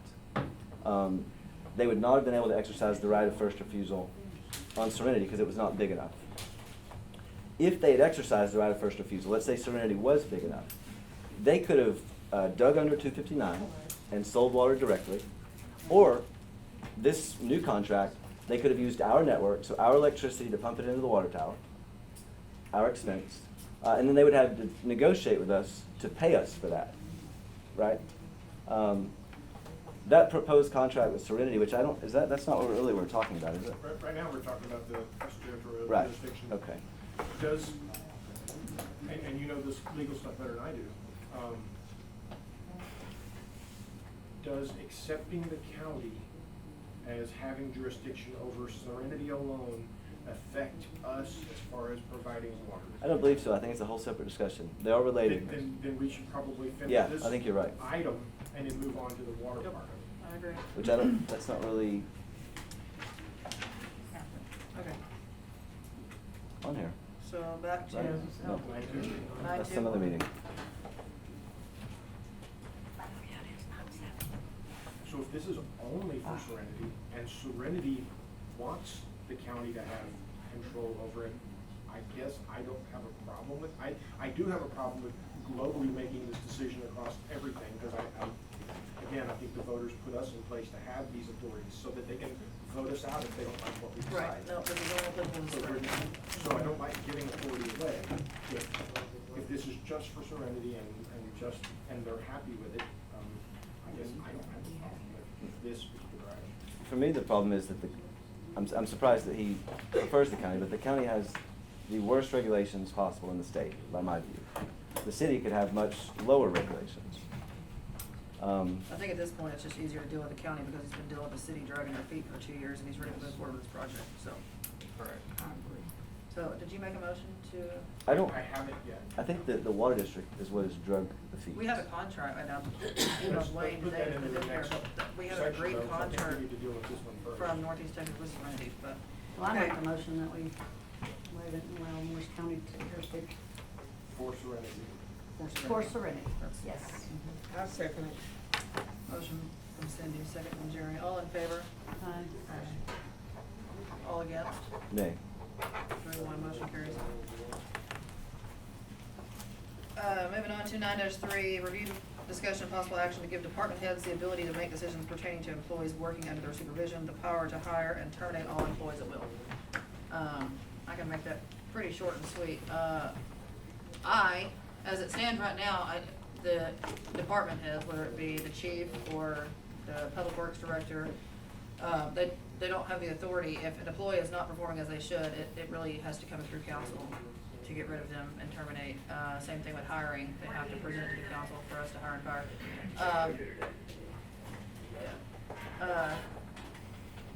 I think if they're working directly under a supervisor, the supervisor should have the authority to terminate employees if they're not performing as they're expected to do. So I do agree with them being able to get rid of them. Should there be stipulations on who they're allowed to hire? I mean, if it's in the budget for them to hire an employee, I think if it's maybe Public Works, maybe we should definitely have a vote on that. Police Department's gonna do their own research and have the ability to do their due diligence and, they can do the, So, background checks and everything. when they hired Officer Cole, Mhm. you hired him without the city council. The district attorney described this as exculpatory evidence. And you said to me that you could sue the city if the city council tried to disapprove of it or whatever, using the whatever organization it is, right? That was not said, but I'm not gonna get in that.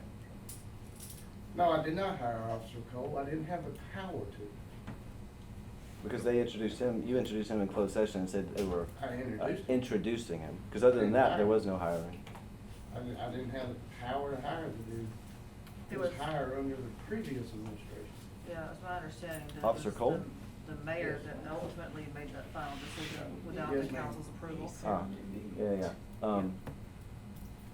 That wasn't on Stephen directly. But I'd had a conversation with him that said he took it to the mayor and said, I hired him. That may have been, Yeah. nobody else was there. I was told directly though that the mayor himself agreed to Well, I hire. recorded it, of course, as everyone knows, Well, that's and fine. transcribed it. I've never said that. Okay, but what's on here is going forward, giving the department heads the ability to hire and fire employees without having to wait 3 weeks or a month to go into a council meeting. I would not include the police department.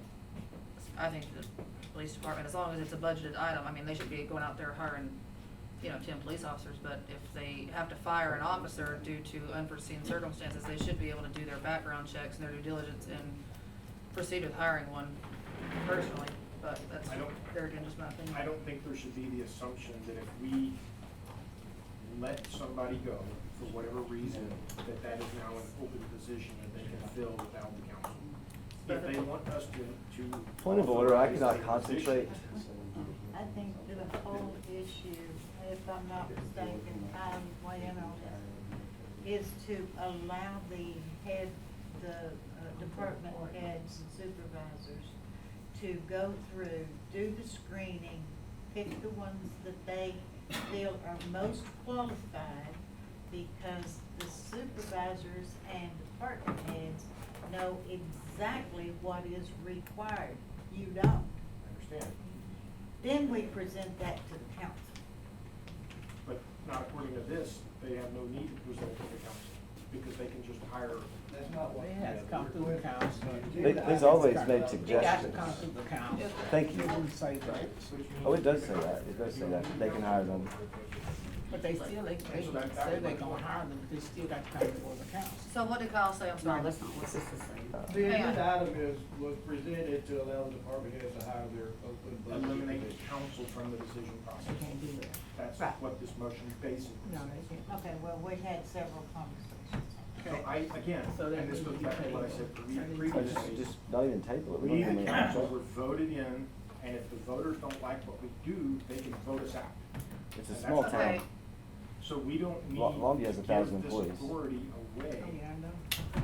We let the, because it takes the power away from the citizens to make decisions on what's going on in the city. Okay, can we agree though, if a boy's not performing, that we shouldn't have to wait 3 weeks to terminate them? Exactly. I would consider Wait for firing it to terminate. capabilities possibly. Leaving that as the But that's why I also said it doesn't automatically leave an opening that they can hire without the council. Well, maybe not, but if they have to terminate one, they should immediately, without having to come to council and get approval, if it's a budgeted position, they should automatically be able to go out and post for the job description and then present their picks to the council maybe at that point. But they should be given the authority to fire at will, and then if, Mayor, can I say something? yes, Stephen. When it comes to terminating, I'm not coming to the council and saying, hey, if, cause the police side is a lot different from the city side. Right. We work under Texas Commission of Law Enforcement. If I terminate somebody, they do have an appeal process under my SOPs. Well, that's fine, That they can yeah. do. We're not asking to take all this power from the council. I'm just saying, from when Miss Harriet got hired, that was a show that should have never happened. I will never, ever, if I have 5 applicants, I'm not putting them before the council. I'm gonna choose the one that best fits in this Lone Star PD, who I think will do a good job for me and the citizens that we protect and serve. That's who I will present to the council. The problem is, if the council has that power to say yes or no, what if they have a personal vendetta against whoever I hire? I mean, they said, we seen that today with Gatlin. I agree, I think the police is a How's completely that? different, What if they also have former knowledge about a candidate that you don't? well, police have their own stipulations they have to follow Hey, Chief. under their, Can I talk to you? Instead of putting stuff on Facebook, why don't you come talk to me? Open door policy, all day. Never seen me put something on Facebook in a long time. I think the police department should be kind of a separate But it's entity. not like, say they've got somebody they don't like and they can't fire them, they're still out patrolling or whatever. They don't book them, they don't have any hours, they're not getting paid until the city council can fire them. It's a small town, there's not many employees. I think our hiring process needs to be cleaned up, but I don't believe in this change. Well, the reason that, if they have the powers to hire and terminate their employees, it's clearly stated in here, the council will retain the right to recall any decision made by a department head. If the council finds any hire or termination is out of line with city standards and expectations, so that the power is not being taken from us. What it is the position, the way I look at it, it's just like whenever Gatlin was doing all them hours because he had no help. Jerry was part-time, so he was limited. Shane was in the hospital, and there was nobody here. He was ready to quit. Calvin was working for free. And Calvin was working for free, and had Calvin not come in and worked for free for 2 or 3 weeks until we could get in here and meet, that man over there was fixing to walk. And then where would we be? That's the reason that I asked for this. It isn't to take the power away from any of us, because we are able to retain the right to recall any decision. And we're still the That's the ultimate only reason decision. I'm Can I say asking. though, that Mhm. 3 people here can do anything. Like, we could change the policy, we could completely give our authority away, we could take it back with 72 hours notice in a meeting, a special meeting. You know, any 3 of us could say, we wanna have a meeting Monday, we'll put the agenda out Friday, and we can fire anybody we want to. But it takes, so we just put another step, Any 3. So you're, a majority of the city council. So you're saying Tonight, if one of- that would be, well, still 3 would be a majority. yeah, so you're saying like if one needed to be fired, Right, like if you wanna fire somebody, you could say, I'm asking for a special meeting, post the agenda tomorrow, we'll fire them on Monday. That's the current There's situation. no reason we can't have a special session. Yeah, that's Except for you have to have 4 council members show up, and right, typically, and if they don't. people don't like to show up. That's when how they're it asked is to show right up, now. so. We make good This decisions. would create like another meeting, another step to fire someone, or hire someone. Here again, I think maybe, I agree with what Cindy said, so I don't think, ultimately, we should have the last choice. If they hire somebody, we're like, hang on a minute, let's recall that decision, and here's why. But I think police department specifically, they have to have all their background and all that stuff and be approved through the state and all theirs. I mean, it's not like you're just bringing up somebody off the streets that, you know, they have all their own requirements, so I think the police department is completely separate. If you wanna separate them out from the way we handle the water and sewer and public works. I mean, I don't I know, think we need water to and clean up our sewer. process, but I don't think this is it. I don't wanna delegate any hiring and firing authority from what we already have. Well, you're tying our hands in. Okay. I mean, I can, like, what do you mean, like, when you say you don't want to? I don't want to move authority from where it is currently with the city council to the employees to hire and fire. That authority should stay with the elected representatives. But as you That's my say, so position. let me just back up, as you say, we could call a special meeting if we wanted to terminate somebody or whatever, which, if you wanted to do that, you would probably show up to that special meeting. But if, say, somebody else wanted to have a special meeting, to hire somebody, like you would do it to get rid of, Gatlin. like, they would hire their own people, so if we wanted to hire, do a special meeting to get somebody in here quickly, right, Y'all need to stop then. that shit. That's ridiculous. Hey, seriously. Name, shouldn't be calling people's names. They do point a lot of is the that- legwork. The last time we had to hire somebody, we spent 5.5 hours in here interviewing everybody. Why not let them do the legwork and see who's gonna be adaptable and fit in with their department and be a good asset to that department? And like I said, if it comes back and they're not a good fit, then we recall it and we can call a special meeting and address that. But rather than I don't see do any it after reason to change how it is currently. We I don't have 40. ask the 15 applicants that sit here for 5.5 I hours. promise I That's a won't different ever issue. show up for That's a another separate meeting where issue. we're hiring somebody, I won't be here. That's a I'll separate pay issue. my $3. How many employees total are there right now? I mean, what? Employees, Please? employees. Oh, employees. 10? 7 full-time, 7 2 full-time, part-time. 2 Let's say part-time. Oh, okay. That's not too great of a burden.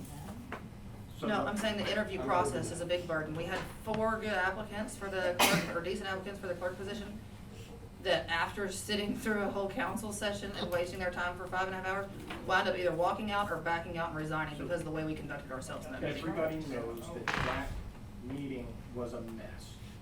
Nobody denies that, but that isn't the norm. There is a much better way to do it that doesn't delegate the council's authority and doesn't create that big mess that we have. That was a reaction, sorry. Go ahead. Sorry. That was a reaction to the long process of they show us one person with, you know, there's your person you're gonna hire. Like, they were basically just asking us to ratify who they'd already hired. Well, first of all, we should have all the application ourselves. Exactly. Instead of one or two picking through them, and then there was probably some more that was well more qualified than those that we saw. Exactly. But that was a reason for that also. But by this new rule, we get no applications because we don't get to even know it happened. But what does that matter? We have got the application, come on, Keith. No, I'm saying in the future, if we. That's what vote I'm to approve saying, this, we get have no- got them, but the application was kept from us with all of these people that have put in applications. Because there is people still calling about application that's somewhere over there and all that mess in the Right. office, okay? Yeah, but I don't know that matters. It does matter because, you know, it's Well, in we the didn't even office. have, I didn't have an application or a resume on Harriet, and she got hired. Are you sure? You didn't? Yeah, She nobody hired? got one. I am the only one who had one. Okay. I made a He had sent it mistake. to me previously. Well, no, and that's fine. I'm not putting blame on nobody. I'm just So- saying. But the whole thing we're saying here that it happened with the office being in such disarray is related to, you know, the previous, the last 2 years or so, the hiring process had not been acceptable. So. Yeah, that's horrible. I've proposed several times that when we post a job, all the applications get brought into that office. All the applications are distributed to the council.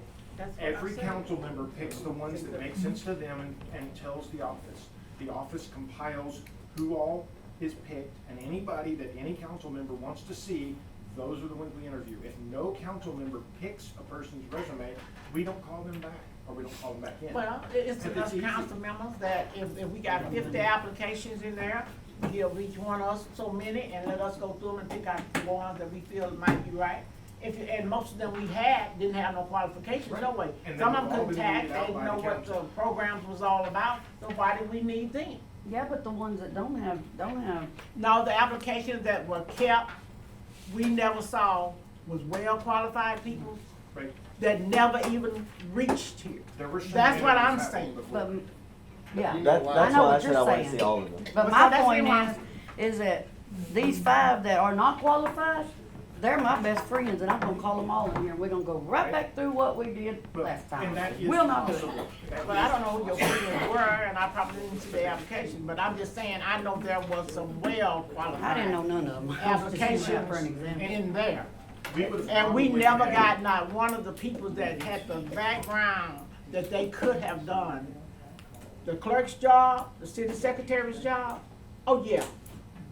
Had we Cause had. I know some of the ladies that put them in, and I know where they worked before. And like I said, we never saw them, and was told they would never hear. I don't think they wanted us to have a replacement. They didn't, that was the whole general idea. Yep. Yes, Keith. Had we had a new policy in place or a procedure where any council, you know, we all had 9, 10, 12, whatever the number of those applicants were, I would probably pick maybe 3 of them that I wanted to see and you'd. That's what I'm saying, it's enough us, we could We'd go have, through we'd them. have maybe interviewed 5 people, and that would have been acceptable. And I think that we should have a policy in place like that. That's what I was gonna say, has there been a policy or procedure put in place since then? And we should have an So, application of everybody that historically- apply for a job and they hired for the city before they are hired.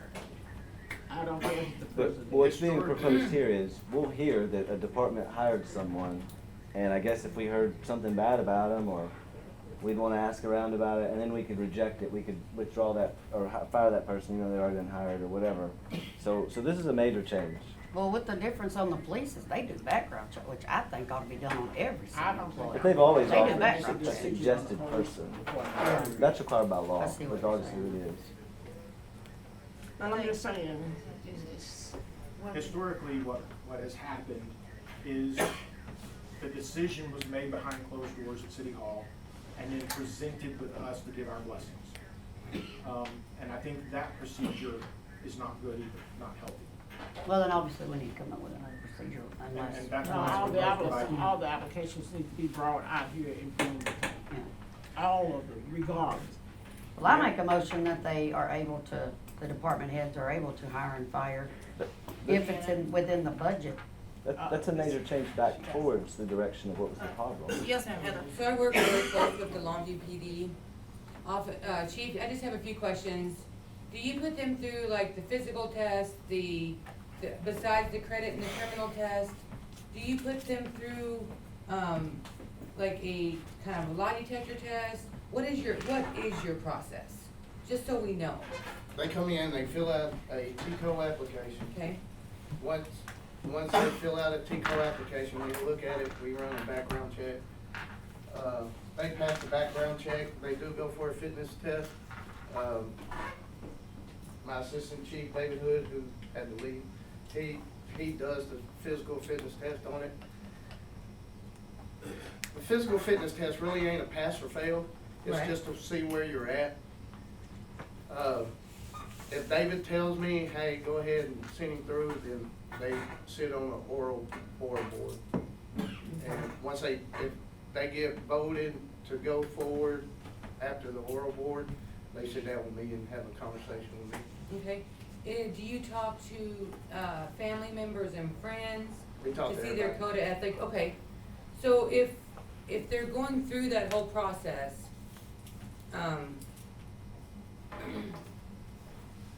it's really not in their control if they say yay or nay, 'cause they have to pass the physical, or they have to be able to climb a fence. They have to be able to climb under a table, they have to be able to stoop down and grab a dog. I mean, they have to be able to do these things. They have to have that code of ethics test. They have to pass the interview, they have to pass the credit and criminal. Do you ask them questions whether like, in the past 6 years, have you smoked pot? That's In on the past 8 application. months, have you been exposed to meth or known somebody that smoked meth? Do you go through that kind of? Yes, ma'am. Okay, so if they're going through all of that, then I'm not so sure that picking the best 3 candidates for us to look at wouldn't be okay, instead of trying to take 10. You know what I mean? The state's background check is way more in depth than any of us could ever think. So if they're going through all of that and they get 3 people, hey, these 3 would be a good fit, hey, these 2 would be a good fit, I don't think it should be 1, I think it should be 2 or 3, I don't think it should be 10. I don't see why it's such a big deal for who has power over who fires and hires who. So, The state takes on most of that role. The background checks are happening either way, like that's not a variable in this equation. Well, yeah, but they're also doing the code of ethics, they're also doing the fitness, I mean, you've gotta be able to, We're not interviewing, we're not, in most cases, it has been, they present who they like, and then we approve it. it's not been an issue in the past of us not approving somebody that they've selected. I don't have a problem with when they post a position open, that they collect the resumes, they look at them, score them, and present us, and we can go, okay, they can give us a paragraph on what they feel about this candidate, and we can factor that into our decision. I just don't feel that we need to hand the hiring authority over to the department heads. I don't mind getting their input, that would be great. But y'all are missing the whole point of it. That is the whole point. They do all of that, and then they present it to council. That's not here, though. That's not here. You made the motion No, to let no. them do the hiring. No, I'm saying something, I'm not talking, okay. So they do that, and they present it to council, okay. So, Stephen fires David over there in 2 days. He needs another officer in there. He's gotta wait, how many days? 28, 29 days 3. to get it, that's just it. We can call one in 3 days if we don't have at least 4, that meeting's well, gone. it's gonna take them more than 3 days to do a criminal background. But, I mean, it's gonna take 28 to, that's my whole point in this, it's gonna take that long, a whole month before he can get anybody in, so who's losing out on that? I like The having- citizens I like of having Lone Star. police, but if we lose one officer for a week, maybe bad, but the city's not gonna melt down. They're not, but then you're gonna, then the council's We gonna can grab, go because through we're the having to pay process to get overtime for somebody another to officer to work. fill that position. You're right, and it's already been voiced by, multiple people that, they don't see a need of hiring a 3rd officer anyway, and don't want the police department, so if we lose one, it's realistic to say that people can just not vote to replace him because they don't want another officer in there, it's like, well. And I understand what you're saying, Keith. I just feel that since we can return the right to recall any decisions. I just don't feel If it's that not it's a good totally fit. being So- taken I don't out have to away work for from them us. every day. How many Right. department Part heads? of what I yeah. see as an issue is Two. that we give them the Two. authority to that hire, water and sewer's but a little us to different, recall please. them. Does this The affect hiring? second they're hired full-time, we're paying a full month's of insurance. That's $1,000 right there. Boom. And if 2 days later we go, no, we don't want this person because of X or whatever, we've just wasted $1,000 minimum. Plus all the staffing of doing the paperwork and all that, so it's more than $1,000 just for one day. The very first day somebody hires costs us $1,000. Well, in years past, I haven't seen them hire somebody and then fire them in 2 days. I mean, I believe that the department heads pretty much Our pick. agreement with TML is if they, 1 minute as an employee, they're gonna pay. No, I know, what I'm saying is I haven't heard of any of them losing anybody in a month's time. In other words, when you do all this, you know, Stephen or Water, whatever, they ask them questions that we don't even get to ask them. You putting an application in me isn't telling me anything about that person. Because I can lie on applications all day long, Most people do. you know, and they do. And that's my whole point. So what are we gonna learn from that You person? actually You made a got motion. department heads in there interviewing them. You actually made a motion, and your motion was that I make a motion, we allow the department heads to do hiring. And that is what I'm in a disagreement with. Okay. I think there are good processes. I think we could have that discussion and come up with a really nice process without carte blanche authority given to the department heads. Why don't we just look at tabling this and restructuring? We have to deal with her motion, either it dies on the table if no second, or Can you restate your motion, Cindy? she doesn't. Correct. Oh, I made a motion that we give them the authority to do it as long as it falls within the budget.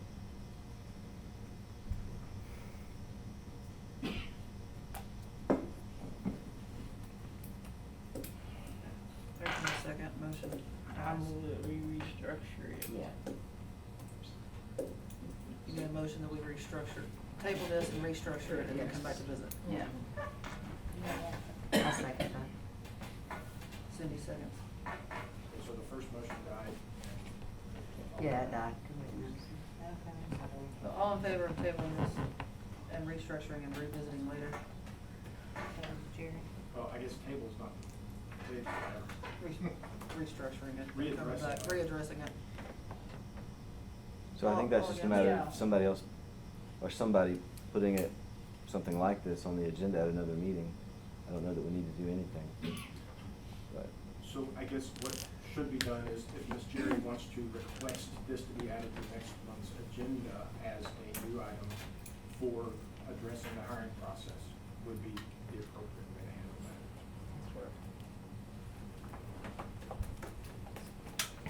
Okay, all in favor of Miss Jerry, putting this back on the agenda after we restructure? Aye. not voting, I don't Okay. think we need to. 3-4, one no vote, yeah. 9-4, review discussion of possible action for the EDC president to attend the annual EDC conference October 11th through the 13th in Houston. In my many years in industry and business, I've been to numerous conferences. And I would say that 100% of them have been, the way they find their conference speakers is somebody in an industry who has a product they want to sell, volunteers or even pays to speak in front of the group in order to promote their product. So it's a big collection of product vendors, and then there's also product vendors all around the conference, and then there's the food, and there's the birds of a feather party, and there's all these things. It's a big, huge promotional, and there's very little that I've begged my boss not to send me to conferences because there's such a waste of time. And I kind of look over what the agenda, and we see a lot of those things in there. I don't see value in it, especially if the numbers would have to spend to do it. 1,200, 1,300, 1,500, what is it? There was different prices, and there's two of them listed, two different agenda items of different conferences. I don't think there's value, at least not the dozens that I go through all over the Well, it's US. like $600 if you register before September 27th. But then there's the travel, there's the hotel, Right, I there's the haven't got there food, yet. maybe mileage, I don't know. Yeah, is all there those any things. classes being presented at this that's Yeah, as far mandatory as for what the you EDC mean by president? classes, there are breakout sessions, yes. Some of it has to do, well, I think I gave you a copy of the agenda now, I'm not. Yeah, we have those on the I package. mean, I added it on there, I think I did. There's There no are sure. 3 or 4 sessions in there that have specifically to do with some items that we are, I'm not at liberty to discuss right now. I think you and I have had some discussions, I'm under But are these restrictions cla- I can't discuss. Some of it has to do with the new sales tax items coming up, as far as the way the state's restructuring their tax rates. Some of it has to do with the fact that there are there's one speaker in there that's from Mount Pleasant. I'm trying to get in touch with him now to get more of an agenda item on what they're gonna talk about. There are 3 or 4 discussion points in there and breakout sessions for other people who have specifics within the industry, not trying to sell anything. I went to the one that was down by Austin last year for 4 days, and I would venture to tell you that in all of the sessions they had, there was one that lasted 2 hours at the end of the 3rd day, where they were trying to actually sell a product. Other than that, it had speakers from all over the state that are experts in EDC, and that's all they talk about. And it's the networking part during the day. Now, who cares about the social events after? I don't go to those anyway. So, and you talk about meals, and all that stuff, but I will tell you this. Any of the meals that are provided, whether it be a sandwich, a snack, or whatever at those conferences, the city is not charged for. The city's not charging any of that. The only time you're charged for meals, if they don't offer a meal at the conference, and you have to go out and buy a meal on your own, that's the only time the city is charged for anything. When I went to the conference down there, like I said, right outside of Austin, it was very minimal as far as meals go. Okay, I believe I only charged the city one-way travel for that instead of 2 ways, to try to minimize the cost. So, do with it what you will, but we budgeted training money in the EDC budget for this year, and we haven't spent any of it so far. So we budgeted that. We're trying to get our budget together for next year. If you're well aware, we have some reports we need to get, stuff like that. So with the money is there for it, it's allocated for it. So that's what it is. Something this doesn't mention here is this EDC funds to pay for it? Yes, or is sir. city funds? Nothing- Okay. Yeah, nothing there's- comes out There's of- nothing here that says you. Nothing, it all comes out of EDC, nothing the EDC does comes out of city fund. Okay. Just to reiterate, the city council has to approve any expenditure of the EDC. That's what we're doing. I know. I was Yes. just, Okay. I move that we go to the conference October 11th through the 13th in Houston, Texas.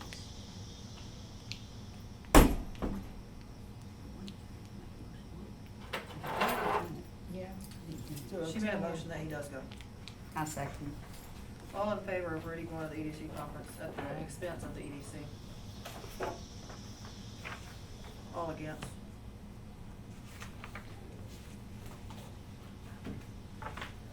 a tie.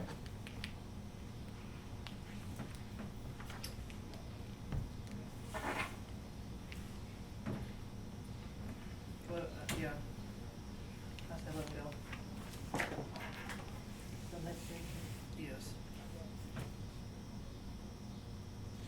And I sure hope you're not going out having steak dinners, No, you're billing back to believe the me. EDC as part of And as that. always, when I come back, I'll provide a report as to what I'll know. Okay, moving on to 9-5, review discussion possible action on paying for TEDC membership for EDC President Rudy Goodwin. The thing about that, let me explain what that is. If you join the EDC as a member, would be a member city, basically. If you join that, then it gives you access to a lot of materials that they put out there that you don't normally have access to as far as training, reports, legislative reports. And my problem is I can't get a lot of people off the EDC to travel to conferences because they're all busy. So if I get access to that information, I've already checked with the EDC and it's okay for me to obtain that once the membership is paid.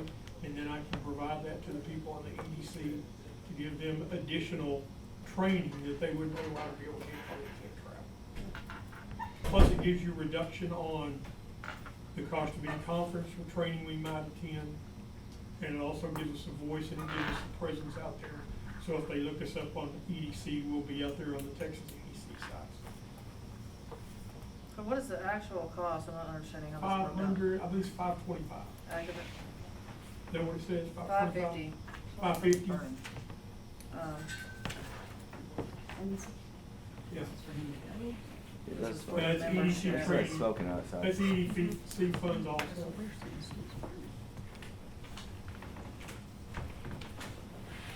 Hopefully it does training on keeping, you know, us in compliance on how about the EDC goes about doing things and processes.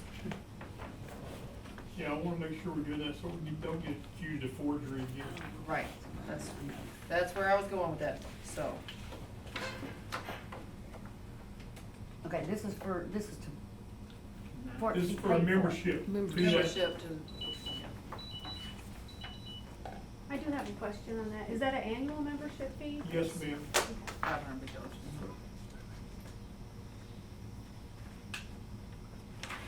So this doesn't have anything to do And with. as I say, we have. I'm sorry, I don't It's understand. all together, it's just all part of it, it's just It's have all a part membership of to it. that, to have access to all the materials and any guidance. You're welcome to go out there and compliance look. I mean, documents. I'm providing you a lot of information if you need it other than that.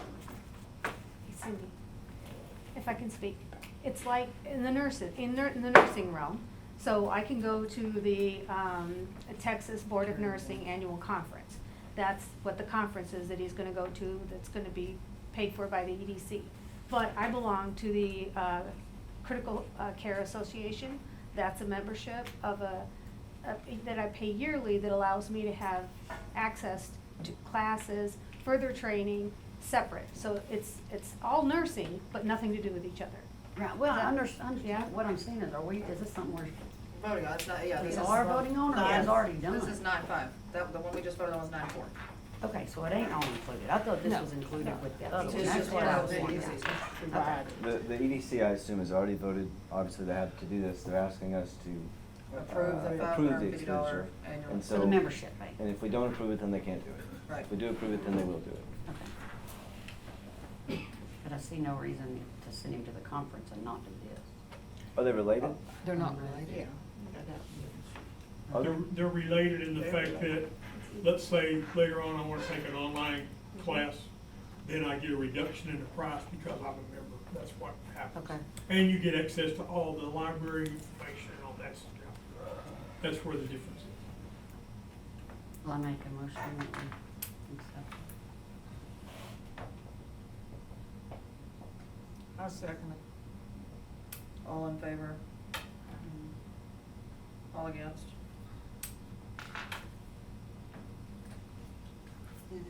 Yep. I'm in favor. I don't see really the point of continuing education on one and not having the benefits of all the rest of us to offer. Motion carries.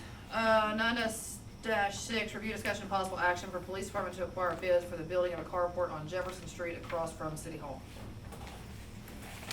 I think all of our officers stepped outside except for. So, I'll speak for Stephen on this. This is just he wants, ask permission to move forward with even see if it's feasible to put some type of cover over the extra truck and the vehicle parked on that side of Jefferson Street. They're not in here due to the heat and the hailstorm. It's a place that they can park if the hailstorm comes in. It's one of the deals that it may, when the bids come in, it may not even be feasible, but it's just a step to at least go after the bids. So just to look at what it would cost us not to approve any funding or expenditures right now, just to look at the potential of what it would cost us to do that. No, I don't see a problem soliciting for bids on something. That's me. Make a motion to do it, whatever. However you wanna word it. I second it. I'm looking for my paper so I can read it. I don't know what I'm doing with it. Alright, we have a motion and and a second from Ms. Jerry. All in favor? Aye. All against? 3-1, Cindy made a motion, Jerry seconded. 3-1, motion carries.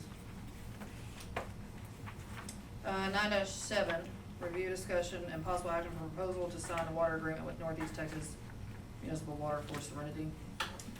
Emailed Wayne again today to ask him to send over the contract, as we discussed last night. They have worked up the contract. I'm not sure, I think it was in a previous packet as well, but, When is this update from? Is it a change from when they changed it? Is this the third update or is this the second update? this is the only one I've seen, so I don't know. Dusty, do you? It's the last update, the March update. Okay. I haven't seen the one It's before. one where me and you made comments and sent back to them. One question for you. You had mentioned that you had talked to Bi-County Water and they were willing to provide water to you, but they only have a 4-inch line. And you said you wanted Lone Star's 6-inch line. They never approved water. They said that there's possibility they'd have to come under the bridge. I would like to try to explain some of the things about the contract.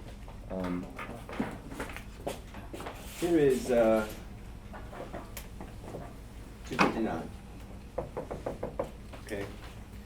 Here is Lone Star. Here is the well, here, what's the county road out there? 2208. Whatever.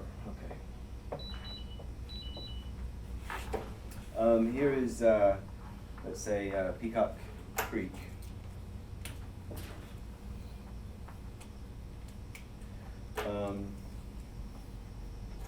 So there's the city limit sign.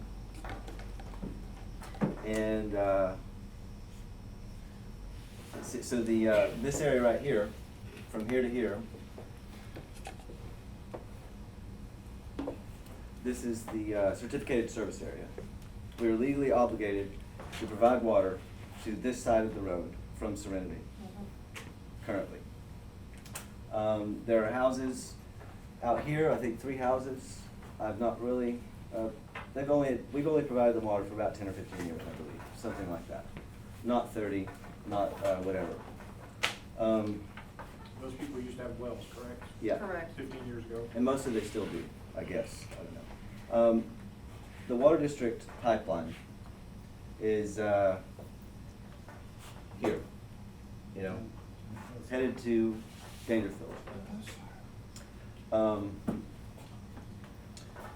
So our network for water, this is a terrible drawing. This is not clear at all. This is not useful. Okay, so we have our network of pipes all through Lone Star. We pay, how much is it per gallon? I asked you a long time ago. It's I don't 148, remember. well, no, it's 148 per thousand, I don't know what it is. Just in electricity. Okay, well anyways, Oh, right. it's significant overall, the money we spent on electricity, for example, but maintaining the network, all of it, the pipeline, everything. The contract was signed in 1982. When the contract was written, there were only 3 entities financing the construction of the water treatment plant. That was Lone Star, Dangerfield, and Houston. The way that financing occurred was that we agreed to buy so much water to make the debt payments. Lone Star agreed to buy twice as much water as we've ever used, okay? So we were saying, we'll buy $300,000 worth of water, but we were only getting $150,000. Other cities came in, you know, after 82. I think Avenger was the last to come in. Ore City is the only one that has still not bought treated water. They still have wells. So the contract says that when it expires in 2022, it's already happened, they will continue to provide water at a reasonable rate. When that contract was written, okay, so the extraterritorial jurisdiction does include Serenity. So like, you know, here's the city limit. Here is where we're obligated to provide water, the certificated service area. And then the extraterritorial, this drawing is actually, it's just a jumble of lines, isn't it? It's not really, No, I gotta keep going. Okay. So this is the extraterritorial jurisdiction, which includes Serenity. This is the certificated service area, which we're legally obligated to provide water to, just across the road from Serenity. According to the contract, if you want to be strictly held to the contract, we should have had a written agreement. The 1982 contract, which allowed for the creation of the Tanner Water Treatment Plant, said we had to have written permission nobody in the history of that 30 years of that contract had ever had to have a contract and then charged more to sell water outside of their corporate boundaries, which is what the contract said, that we have to have a written agreement. I think it's clear that the intent of the contract, the original intent, was to make sure that they weren't able, that they didn't have the right in the contract to exercise the right of first refusal, which is like, if it was a really big customer and you were gonna sell water to them outside of your city limits, the water district could sell it directly, right? So if this had been a big factory, but the thing is, the water district, you know, they sell us water at that ground storage tank. It falls through the air in what they call an air gap. So there's no hidden water, there's no whatever, it falls through the air gap, and that's when title to the water has been transferred. And when he was here, he was questioned, once it falls through the air gap, it's ours. And he, yes, that is the point, is that's when it transfers ownership to where we own the water. In the bottom of the tank, they own it to the spigot at the top. Right, and so the Diana contract, the Tryon Road contract, and they're not part of the district, they did not make the investment that created the asset. And by the way, as far as these contracts, the water district's asset is 42,000 acre feet. That is a massive, massive amount of water. When this was created in 58 or so, we paid property tax on that until 78. The 14,000 people that still live in this district. It hasn't changed much. It was about 14,000 in 1958. It's about 14,000 today. It was a massive investment. It was $3 million of a principal to do it, but in the 50s, if you would, you know, that is a ton of money today. So the federal government was going to build Farrell's Dam. The local people got together and said, we will pay to raise the height of the dam if we can have basically rights to this water. And it's really important to like retrain yourself how we've thought about the water district. It's like a school district. We are citizens of the district. We were taxpayers of the district. They still have property taxing authority. The reason that the water has been cheaper is because we were able to sell to industrial customers. My point is, where I'm going towards on this, Hugh Springs it just happens to be the best example. They sell water 12 miles outside of their corporate boundaries. Nobody's ever questioned that, including to the water district headquarters.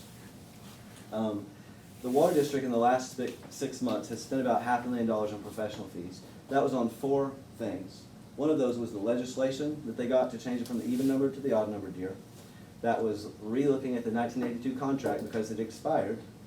That was looking at the Serenity contract, which I made. The way so the law firm for the water district is Brian Sledge. It is a big name in the water industry. So is Wayne Owen. The legislation as they originally wrote it, the way they wrote it said if we added Serenity, we could add another water district director. They obviously did not intend that. So that was corrected. There were several corrections that got made to the Serenity contract, whether it was misspellings or wrong references to wrong paragraphs, lots of things. The fourth thing that they did, they created the water treatment plant in 1982. 20 years before that, they took the 10 acres of land, and they did it through eminent domain, just from the county judge. And the person appealed the taking of their land for the water treatment plant. They died. The water treatment's lawyers tried to say that their family couldn't even be in the courtroom and make the argument.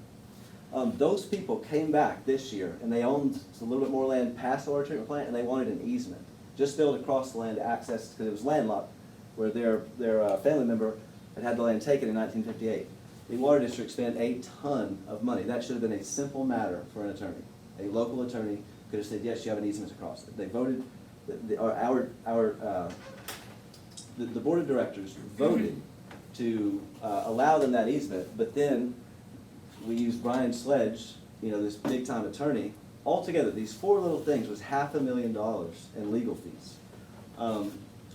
And how much the KSA thinks it's at maximum $75,000 per day, which is preposterous. I mean, they'll never use that much per day. That's like this. $12,000 would probably be a more reasonable, high estimate of how much water would be Maybe used. 30 if somebody fills the swimming pool. Yeah. And the city of Lone Star was perfectly willing to be to provide water, just as every other city had for the entire 30 years. They actually waited until the contract had expired to try to claim that written permission meant. One other thing I want to mention is Wade had mentioned this to me as we're basically what is proposed here still basically is a backdoor right of first refusal to, and worse than that, right of first refusal meant like, say, if they were exercising that here, if they could, they would have the choice of selling it directly here or through our network if we consented to it and negotiated how much they would have to pay us, because our electricity, our system, our everything. So, yeah, I've lost my train of thought. The point is, I don't think, what was the purpose of them basically acting like this was the Super Bowl on their legal fees on the Serenity contract? What were they, how much more money were they really going to make? How long was it going to take to recoup the legal fees that they had spent to do these things? A long time. I believe that under the contract, and I mean, you could make the argument about, the 82 contract says that when it expires, they will have to continue to sell water at a reasonable rate. I believe you could make the argument in court that a reasonable rate would mean we would continue to sell it as we had started, as every other city has for that entire 30 years of the contract. This is now after the contract's expired, when they're basically trying to exercise a right of first refusal. I know the train of thought that I lost. Wayne mentioned to me in passing, do you know the ground storage tank in front of U.S. Steel? He said, here's an example. Lone Star wanted to sell water there because the whole plant is not in the city limits, but that is. It's between the credit union and 259. He said, well, but the Northeast Texas Municipal Water District directors said, well, we want to sell. But under the contract, that was inside the city limits. They did not have the right of first refusal, but they just exercised it. They just said, we're going to do that. So the original allotment, 42,000 acre feet, we basically gave that 20,000 acre feet of that to Longview. Longview, everyone else, every other customer in the water district, for the water, untreated water from Lake Defiance, they pay 30 cents per 1,000 gallons. Longview pays 20 cents per 1,000 gallons. You read the newspaper articles, they were asking they kept asking, trying to negotiate it over 8 or 10 years. Finally, they asked very nicely. They are guaranteed their rates for the next 200 years. That's not an exaggeration. So the difference between what Longview is going to be paying for Lake of the Pines water versus what everyone else is going to be paying is going to get worse and worse over the next 200 years. That is why a water bill in Longview that's $50 is $67 in Lone Star. That's one of the reasons. There's a lot of reasons. My point is, I don't believe that this Serenity Agreement, which we don't have it here, and it's very complicated. You really have to read it. I had to read it 10 or 15 times, I would say, to really understand it. But my position is that we can provide water to Serenity without this agreement. That is my position. An alternative position would be that the contract is unfair, and we can't afford to fight them if they try to fight us. Well, and that's kind of, I think, where we're at, is Dusty's just trying to move forward with his project, and I don't think anybody, I'm sorry, I didn't mean to cut you off. we're running out of time, do you have, Dusty, that final? Have you, I mean, are you in agreement with the Northeast Texas on the final proposed contract? Yeah, it comes down to the city, put it this way, this contract's been in the city's hands for 5 months. And the original was 6 months ago. So it's just been sitting at the city for 5 months, no movement. And it's detrimental reliance on me, so. And also, we need, I mean, he's in agreement that. I don't. That contract is the city agreeing with Northeast Texas Water District. He's possessing it, but it has nothing to do with him. Yeah, you said that the city made you a commitment That's correct. to provide water, a written commitment. Well, you voted. Verbal, and it's in the minutes. It's in the minutes. Okay. This is drawn on for 2 years. So, based on the contract. I needed to see that. I thought I had researched everything So, as far as that I've concerned. not seen that. I've not even been on the council to provide it for us, for me to even read and call around and, And the point was, I want to provide you water as quick as possible. I think it's fine for the city to provide you water. I think this contract is probably a bad idea for the city. But I would love to give you water. And so I think we need to. and it's outside the city, so there's no property taxes. You've said you're not entirely against annexation. non-consensual annexation ended in 2019 in Texas for all intents and purposes, certainly for Serenity. They will never be annexed if they don't wish to be. If those houses are sold, people are not individually, most likely not going to choose to be annexed. So, the contract, as it's proposed, has a lot of liabilities for the city, in my opinion, especially if it's not successful, which is always a possibility with any business So, venture. if we annexed, which you've expressed in the past that you were okay with, If you're gonna provide all the services and reimburse for utilities and roads and sewer. well, we're not fixing our own roads now as it is, so Yeah, so you could. that was not gonna be any different. So you're saying, no, you wouldn't want it if we're not gonna repave your roads? If you're not gonna take care of the roads, sewer, and water, and reimburse for the infrastructure to get the taxes, then no. Okay. Well, I'm saying that maybe the solution is if we annex you, then Yeah, if you annex us, it's not an option. If you annex us, it requires that you provide city sewer, and that's gonna be at least $1 million. If I got a quote on that, can we do sewer? That was more than the entire development, so it doesn't make sense. The financing of the $1 million could be paid by, Taxes, specifically on the property. the people who live there, right, spread out over a long time. Correct. A performance Yeah, agreement. it could. A performance agreement. So it's not just like, we gotta come up with $1 million. And I would really need to see, I had not previously been convinced with the previous minutes that we were legally obligated to provide you water. And if we're not legally obligated to provide you water, you're not in a certificated service area of any sort there. Had you ever looked at digging wells? Not even for conversation. Okay. The point is, if you're gonna provide water, if you don't provide water, it's detrimental reliance, it's a breach of contract.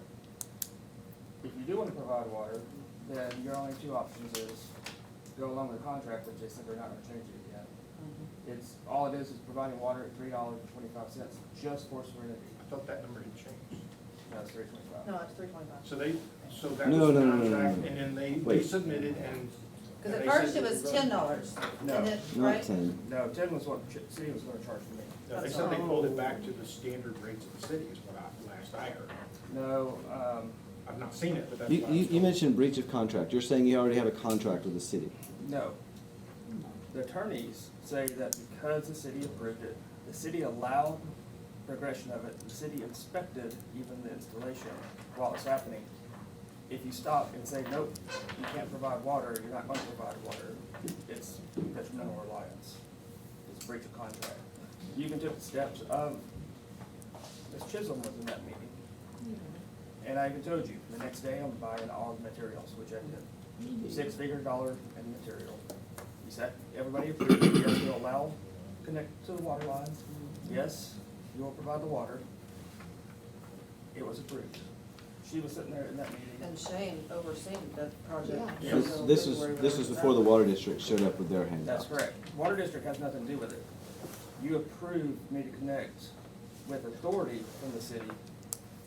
Has nothing to do with it. It's the city's fault not having a contract to be able to provide water to me before the approval.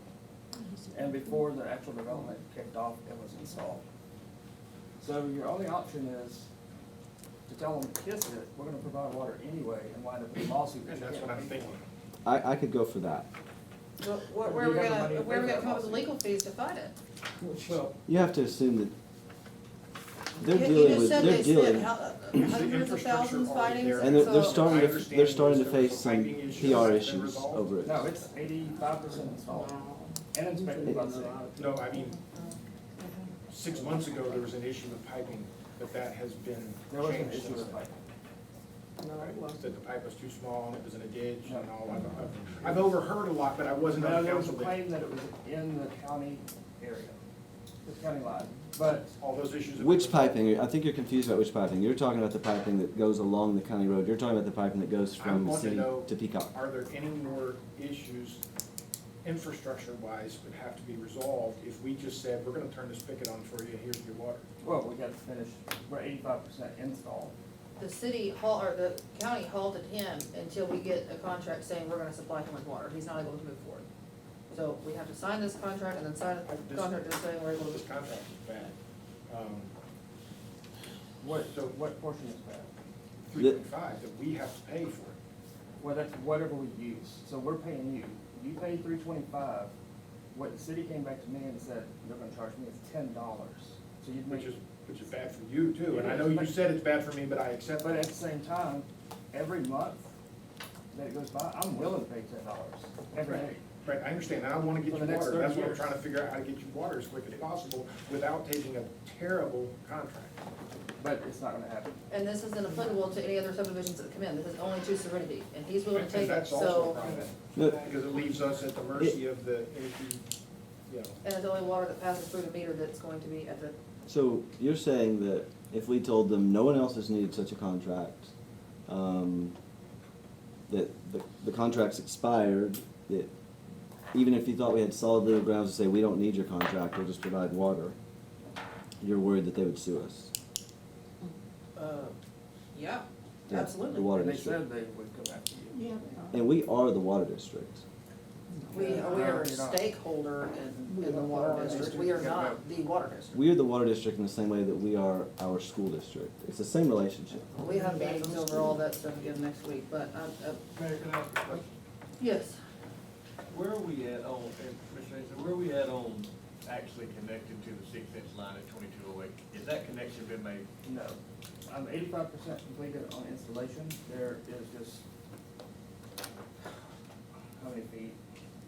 I guess 700-800 feet left of that one little road. From, coming from the entrance down, or however you're So when you turn dividing on it? 2208, and if you don't mind, let me just scroll real quick. I'm not trying to hold it up anymore, we're trying to get it back. So using this nice drawing here, right here, at the city limit, you have a pipe that runs all the way down to 2208. And it's now a 4-inch line, right? It's a 6-inch line. 6. 6 inch. But after the storm, didn't they? With the patch is The patch forward. is forward. When the trees uprooted it. I thought it was a little, how long is the patch? I thought it was the whole It's a pretty thing. good sized patch. So, I'd say it's over 100 yards. Let's go right at 368 yards. So 6 inch coming here, and you have a 2 inch that runs down Correct. 2208. And I believe it's 4 meters at the end of that road. That's correct. So right now, there's a small road going up like this. And there's another road that comes up like this, basically. And all of this pipe is done, all of this is done. The only thing that's not is this small little road here and this connection here. So in reality, as far as the city goes, and you're talking about the contract, Keith, that when that connection's made, and we put in our ordinance for next year's water rates, there just needs to be added that the houses in that development will have this much as a minimum usage. Whether y'all decide whether it's $2 over the water going there, or $6 over per gallon, per 1,000 gallons of the water going there. So let me explain that piece to it, because in the contract, it actually requires that here, where we connect, that 2 inch will stay connected, no difference, but where we connect in, it requires a meter just for Serenity. And it And that says- meter is what's charged. We have the burden to put the meter in, maintain the infrastructure. We have to pay for the meter. Send them the money. Ain't that road? Not the road. Not the road. And, It's only the meter. and the previous contract, the one that you just presented at 325 per thousand, also said that we pay that forever regardless of if you're Yeah. ever annexed or not. Yeah. They then updated that contract to say 3 or 2 something outside of city limits, but if you get annexed, then you get regular city rates. That's not the contract I believe you're holding, It because is. the one that had the adjustments didn't say 325, It's unless they 3. changed it again. Right now. Three what? In the We pay 235 outside the city limits, I believe, I and one. believe they changed it to where it was And I want y'all to outside. keep something in mind. Within the next 3 years, you're gonna be at 3+ a gallon per I 1,000. agree, because we're not being represented well by them. I'm just telling you, it's Sure. coming. So, a piece of information regarding that and the rate and so forth, and this is that latest contract, 328 is when Wayne said. Okay, so then it was adjusted again No, after no, the one I three- saw. March 28th, I'm sorry. March 28th is when the last one Wayne sent over. And it does state, if you're annexed, which was one of the points, me and Cody were 100% on board, is if it's annexed, it should be city water rate. Right. Because if you're annexed, we are legally required to charge you the same as everybody else. That's correct. But if we had a contract that said we had to pay more, we lose money. That's correct. So this contract is updated. The rate is $3.25. Had a meeting with,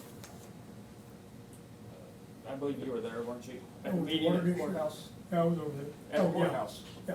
So you were in that meeting, it was Wayne, a couple board members, the mayor, the judge, and Wayne at the time expressed, they're losing money right now at the $2.48. The rate for them to produce is $3 and something. And that's why they came back with this, is saying it's that, or if it increases to the cost of produce per gallon, then it goes up. And it could go up based on their actual cost. If we were to just commit to giving you water and tell you you can connect, do you have a legal requirement to have a contract from us? That's correct. Yes. All counties and cities, if it's extraterritorial jurisdiction, the counties require, and it's part of state code, that you must provide, that you will provide water up to 30 years, or as long as you can provide water, as long as the contract's in place. If you can't buy water, you can't produce it. The 30-year thing is only the model subdivision regulations. And so that exists in Morris County. It exists in every county within 90 If miles I'm of not the border. mistaken, it's not part of that. It's part of any subdivision outside of, that's in a county, that's being provided by a water district or city. I believe you're incorrect. It's The part of contract with him, not to interrupt you, just needs to state that as long as we're able to get, or buy water, we will provide him. It doesn't have to That's have the correct. 30-year on there, it just needs to state that we are willing to provide him water. Yeah, and the judge said, just has to, so you can't cancel it next year and say, yeah, we're good.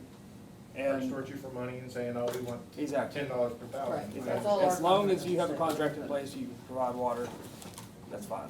Now, war happens or whatever, then of course. And this contract, I'm fine with it because it only affects me. It doesn't affect anybody else in the city. The contract is not with you, it's Correct. with us. Correct. The city, we're making the decision for the city. And the water district. That contract basically, we're their only customer. Like, they don't sell, anyways. I want to try and get you water without that. That So, contract is not a good let me deal put for it the this city. way, you're gonna have legal fees either way. You can fight with them and go through hundreds of thousands of dollars in legal fees, or keep delaying me and you're gonna have legal fees. It's one or the other. And this contract has been sitting with the city, that by itself for 5 months, sitting on it, without any movement, that's not good. And it's time to take action, or say, you know what, Dusty, sue me. What exactly did the? And then you go sue the county, or sue the water district. You're gonna be in massive lawsuits both ways if you go that route. What I'm telling you that exactly, right now. sorry. What exactly was it voted on in the minutes from 2 years ago, you said? That the city is allowing Serenity to connect, and they will provide water. And that's essentially it. But we didn't do our due diligence at that time to see if we were required to have a different contract with Northeast Texas Municipal Water. So Correct. now that's where we fell into this It gap, had- and we've been a holdup for 2 It years. had never been done before. In the entire 30-year history of that. I understand, but we of as that- a city of should have that known the contract, they had process. never required a contract for such a thing. And now the contract has expired, and now they're requiring a contract with them to sell water, to charge us more money for water. That we should be able to have any, without paying more. I'm just saying that the project developer is okay with the contract. It's, like you said, we're gonna be, Northeast Texas is requiring a contract from us to him. Right, If but we they don't choose have to the try authority to do go that. around them, That's the problem, they don't have the authority. But So they're still they're outside demanding of our- something that they don't have a right to demand. So they do. And So have a I actually history. read the 83 contract. It does state you do not have ability to sell It's outside the 82. city. It's 82, by the way. 82. Okay, but that's an expired contract. That we're due to sign the renewal next week. Correct, and they're not gonna renew it. So they're hard on it. I've had conversations with the new director as well. So your choice is to fight them on it, and you're also gonna be fighting me at the same time. So I really, really want you to get water as soon as possible so you can do your thing. I'm all for business. I love business. Great, do your thing. But I'm here to protect the citizens and I wanna make sure I do what's right for them.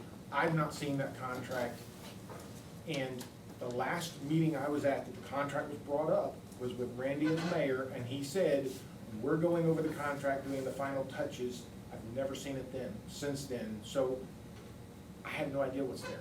Yeah. And I can't I've had vote two on a meetings. contract for 30 plus, a 30-year contract, never having seen it. Yep. That doesn't make sense. And they basically gave away the farm to Longview, basically, for no good reason. There's a history of not getting a good deal They don't from our represent us investments. well. They're scamming us and we're the owner, basically. But I think we've got to resolve this, and I need to see the contract. All I have to say about that is it was brought up in April. I was here in April. I just had surgery. I was sitting here. And so it's been sitting with the city for 5 months. And every month, the liabilities are growing on my side. I understand that, and I respect that, but also understand that I'm spending money for 1,400, 1,500 Agreed. people, and I have an obligation to do my due diligence Yep. and not just I agree. willy-nilly You do need to sign read the contract. Exactly. I agree. You do need to read the contract before you sign off on it. My point is, I would recommend an emergency session next week so you have time to review it, and then you can sign it.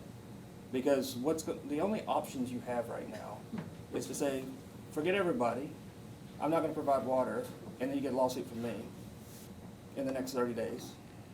Or you can say, you know what, I don't agree with Water District and how they're treating us. So you go after Water District and say, we're not going to do this, and go in court with them. But then you're not providing water to me, and I'm gonna come after you too. So can they turn the water on tomorrow? Who? Do you look it up tight, turn it on? No, I still have to finish. Oh, so you hadn't been. He got halted because he has to have a contract from us saying we're gonna provide him with water. The county shut it down until he has a contract saying we're gonna provide him with water. So it's 85% complete, and it's been sitting that way for how many months? No, I've been sitting that way for now, since last April. Sitting Not there this April, waiting last on April. This. Waiting for this right here. And this contract was in the previous council's hands, now it's been in ours. I've had 2 meetings to wait over it. That is the final contract. There's no revisions. Either we somehow find the money to sue and battle it, or But we don't have to sue them. We've they'll Yeah, sue so us, defend and then you have ourselves. legal Right. fees. We Maybe. might have to defend You still have to come up with the money. So tell them Those where that 7 money come people, from. those 7 people, that is the water district, the 7 directors. I'm well aware. So, What I mean is, it's not Wayne, it's not Dallas, it is those 7 folks. I can't commit to a vote tonight. Oh, I understand that. I respect that. And I empathize with you. I respect that because I wouldn't sign anything either unless I read it. I've read it. The first one was hideous. It was bad for the city, it was bad for me, it was bad for everybody. This one, worst case, let's say the whole neighborhood burnt down. You don't want to provide water anymore. You can cancel it.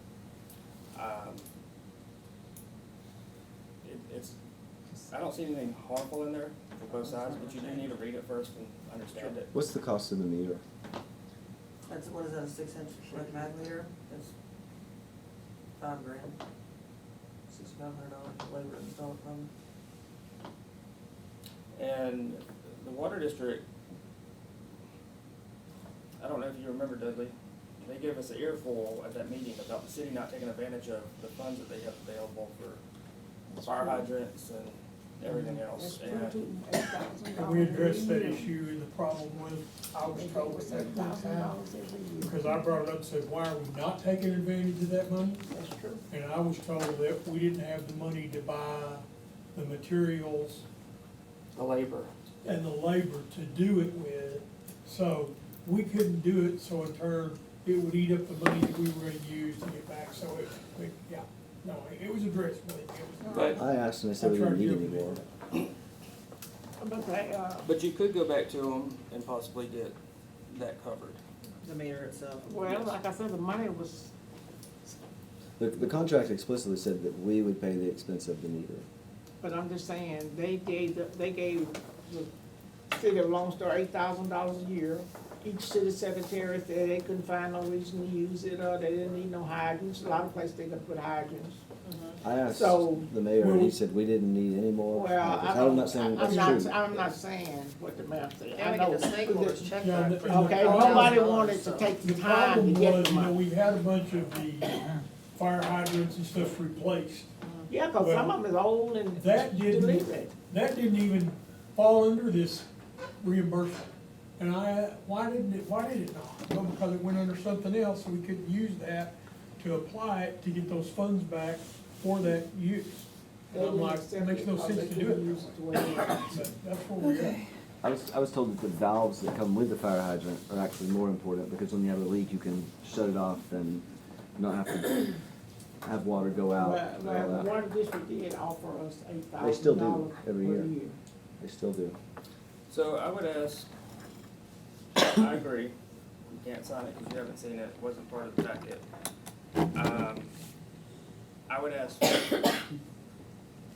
three of you vote to have a quick session. That way you have time, ample time to review it. Weekend, midweek, but get back together, because I can tell you, I'm not waiting a month. I can't. Problem is, if you do that, you have to have a special session, you have to have 4 of them here. So that's the issue. My issue is, I've We're been, gonna get sued either way. compared to most people, I have been very patient. We're at and I've seen it. He's 16, seen it. 17 months. It's I'm waiting not for gonna the city, change. They're not gonna just change it. That's the final for a contract. simple, So, I've been watching this from the outside. And I understand both sides. but there's no, the city has no good position right now. You can say, I'll sell you water We're taking and, the cleaners into the road. yep. Yeah. Well, for our It's- side, It's the lesser of evils that we get to choose from. exactly, yep. And it was all due to accident, really, that didn't realize the city didn't have authority at the time. And I had no ability to know that. I didn't even know that 82 agreement was in place at that time. One other element of that contract is it said if we were providing water before the 82 contract, then we could continue. And Hospital in the Pines was here and we did provide water there prior to 82. That's another angle that you would have. this is like a new development in I that know. area. I know. If we were to get into a These are not building. grandfathered into that, this is new. No, the contract includes grandfathering in, and that's Yeah, These pre-82. these aren't pre-existing. Hospital in the Pines is, you could make the argument. Right, but you're adding how many new meters, that's my point. It's one of the many defenses that we could, Exactly. if we ended up in court. Like I said, we don't have we the could money to defend fight it, ourselves. this is their final contract, so. I make a motion that we accept it, sign it, do whatever we need to do, because either way, we're gonna get sued. So what's the point in coming back next week? What's the point in reading it? I ain't read it. But I don't wanna get sued over it, You need a, you know, by him. I want him to be able to go on and do his development and get, you know, homes up there or whatever. He's been stopped long enough. I just don't see no reason to stop it anymore. legally, I think you have to review it. You have to be provided the agreement in the packet for at least 48 hours before the meeting, if I'm not mistaken. Cody? I don't know what you mean, actually, sorry. So it's up to you. Are you Well, talking we about weren't like provided a, it. I'm not sure I what you mean, mean. we weren't provided, it's been The over previous there. council was. Previous council was. Right, And it's just been sitting, right, and because why? I don't know. but that's Ms. not, Chisholm, you were on that last council. Yeah. she's, yes. Yeah, I know about it. I don't know why it wasn't signed in Well, me and April. him just got I'm in just and saying, I they, might have it down. And We I would have have a to motion. look at the recordings, I'm sure I have it recorded of previous mayor saying, we're waiting on the final revisions, which was not that long ago. That was 3/28 is when the last document was sent over. Yeah, and I think they were still, I'm not, just, The contract you're Information. referring to is our contract directly with him that has all yes, the, that's correct. that one was already done and presented to previous council. And one of my There's a questions different is contract this, to handle the ins and why outs do of you this. need a 30-year contract anyway? Because And it doesn't have to you or say 30 I years. live in the city of Lone Star, okay? If somebody new moves in, they're gonna come down here and they're gonna sign an agreement to have water supplied to their house, okay? We're gonna maintain that water, we're gonna give them water until they move away, then that goes away, then somebody else has gotta come back in. What's the difference in here or there? I don't see it. I'll explain So that the one. 30 years is a moot point to me. You know where Kathy Street is? Right on Kathy Street, 2 years ago, somebody built a new house. Came to the council and said, hey, I want water. You know, I'd appreciate it if you'd let me tap in the city water. This council voted, yes, we'll give you water at the outside of city limits rate. And they're like, that's fine. How is this any different just because they're another quarter of a mile away? I'm not disputing that, but we didn't set that rate. That rate was not set by the city. The back and forth issues have become, what's the rate gonna be to the outside? What's the rate gonna, that's where the whole thing got hung up, is the amount they're gonna charge for outside versus inside. We're trying to get it reduced, so that we're in the legal fight. And so Which that's there in we're the like, final contract, we're not even yeah. done with that yet. So that's where we're at. This is where we're at with this Northeast Texas So- Cement. We have a motion from Cindy, we have a second from Jerry. All in favor of? Hold on, I'd like to add one more thing. If we did, say, we're gonna provide water and we'll see what happens, and they sued us, we could give up right immediately, wouldn't cost us anything. We could what? Sorry. We could bluff them, or something, I don't know. Not bluff them, but But basically stand firm until they throw so much money at it that we can't fight it and we They give would have in. to throw money at it one time and we couldn't we, afford to buy them. but actually, the more important point is, we would go to Morris County Court, right? Morris County District Court. Okay. We can't roll over for every potential lawsuit. Yeah. Well, that's an option, but we have a motion, we have a second. All in favor of approving 9-7? All against? Nay. I vote we approve 9-7. Motion carries. And I have reviewed the contract, and I have met with Wade with Northeast Texas twice over this exact thing, so. Jerry's seen it, Rudy's seen it, you've seen it multiple times, you've discussed this with Dusty, it's not like we're going into it blind. So, moving on to 9-8, review discussion and possible action to allow the city administrator and or the city secretary to sign the agreement with developers of Serenity to meet the county requirements. All this simply is, correct me if I'm wrong, just now, all this, just saying, we agree to supply Serenity with water as long as we are able to get water, period. One other action. Is this- That, and the second requirement that the county has is who's paying for the meters? The meters inside which is the Development. customers. Yes, the But, customer yes. would pay for the meters at the time of installation. That's the only two things they need on the contract, so All the rather than county having to needs. go back through a whole meeting, those are the only two things we need approval. That the meter expense is on the customers when they buy the lots, and that we agree to supply them water as long as we're getting water and able to supply them. As long as agreement's in place. Correct. So I'll make a motion that we get the signatures. I second. All in favor of 9-8? Uh, All against? I'm sorry, you said what? All in favor of that, what, 9 what? 8? Okay, You said 9-6.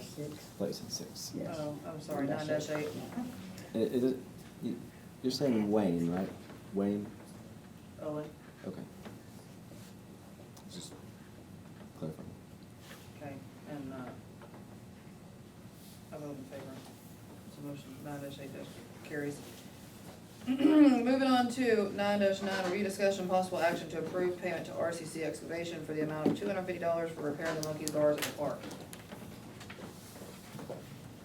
Can somebody clarify what we're talking about? Yeah, I don't know what. So, Yeah, we were down there, there were some people who went down there one day and called the city and told the city that there was a hazard with the monkey bars.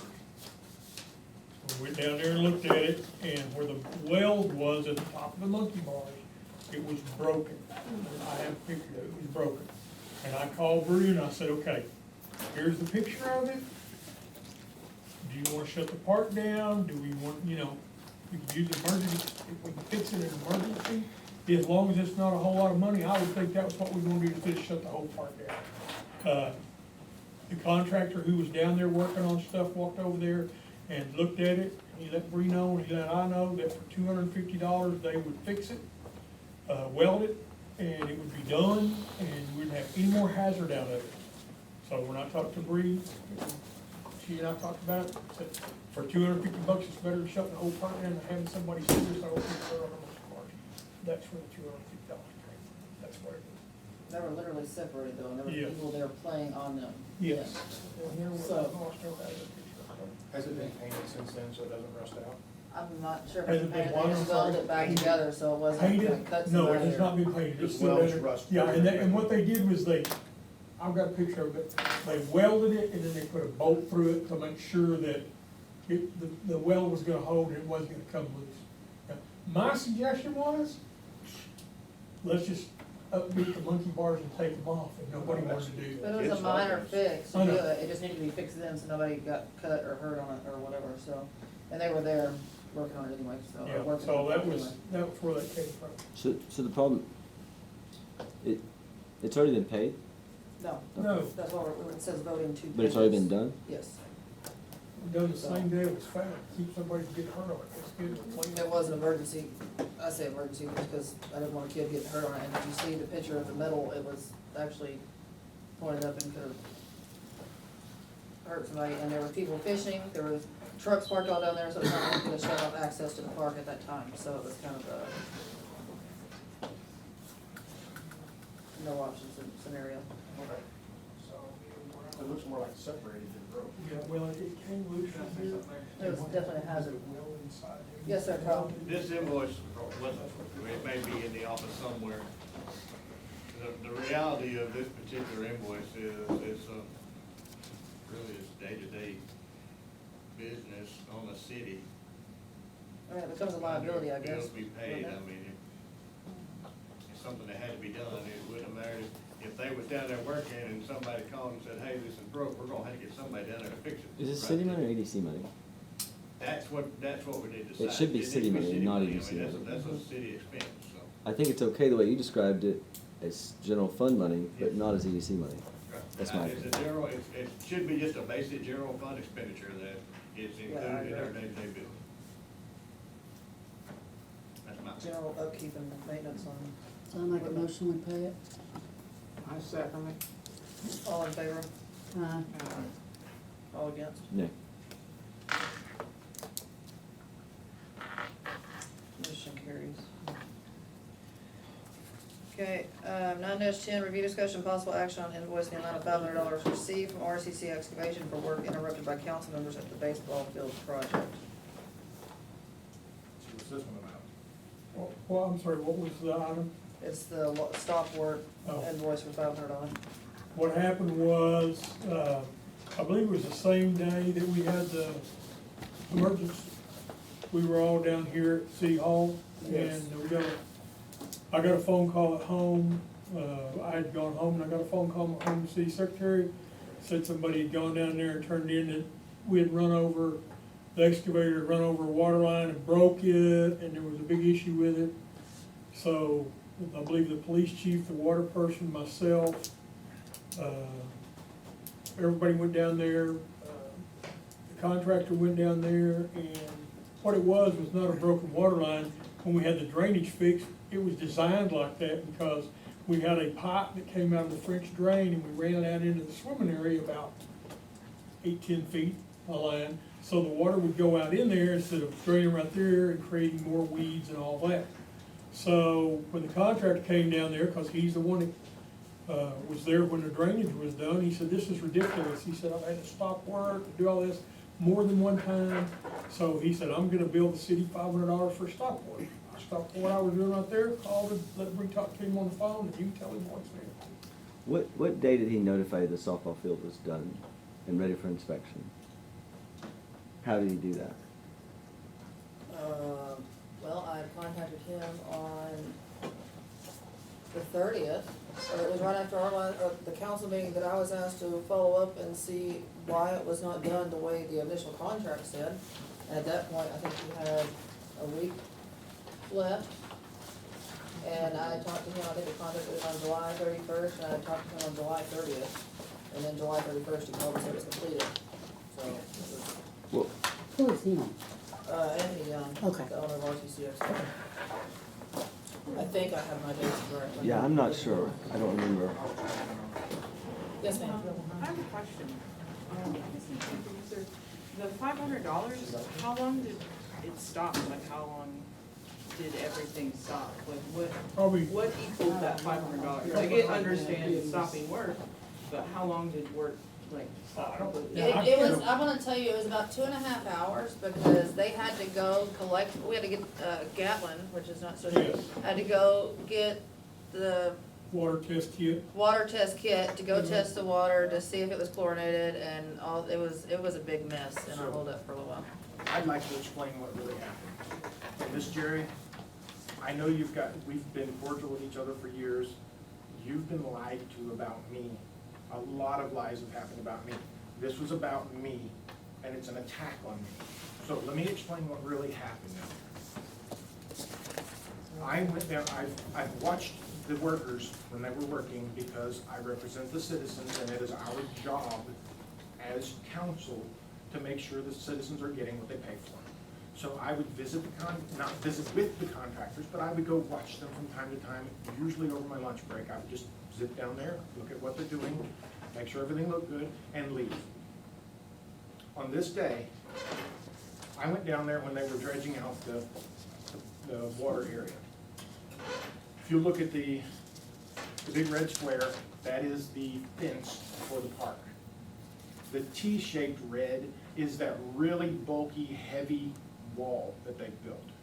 It's buried in, I think, concrete in the ground, big, huge posts. The big yellow box is where the excavator was. This little yellow box is where I stood. The little yellow box is where I stood. They blocked off the road over here. I did not go back here. I parked over in the park. I walked over there and I looked at them while they were digging it out.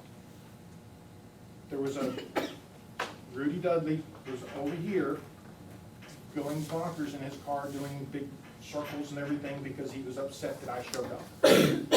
Getting on his phone, all this stuff, and I just stood there.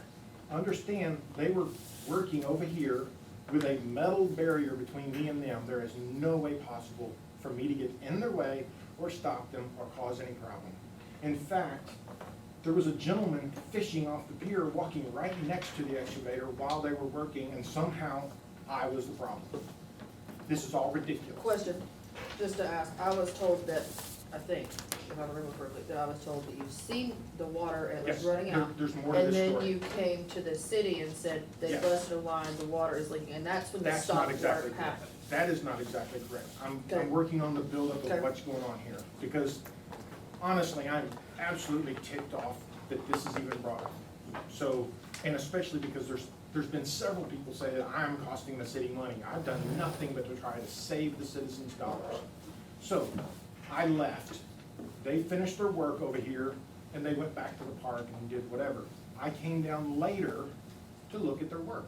Came down by the pier, I walked over there, and I looked, and I see water running out. It's clear, it's clean, when the whole place is a murky mess because they've been digging. I thought, okay, maybe they nicked the pipe, I don't know.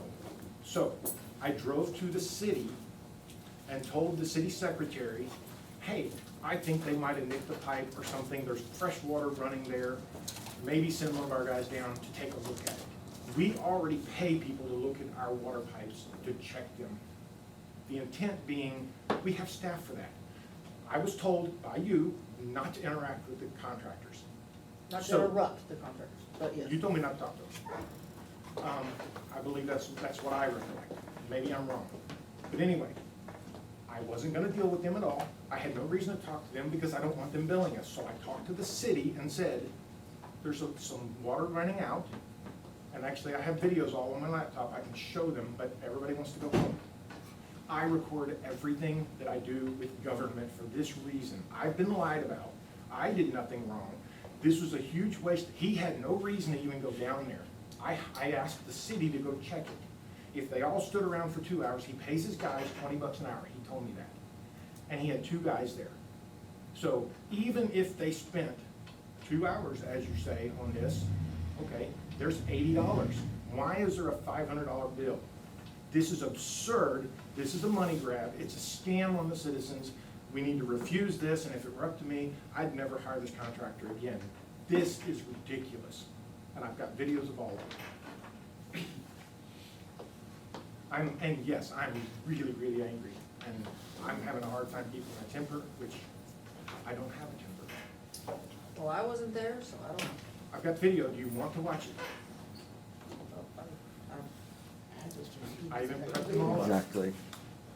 I said, I just refuse to pay the bill, the city shouldn't have to pay the bill. We have no obligation to pay this. This is absurd. Neither do we.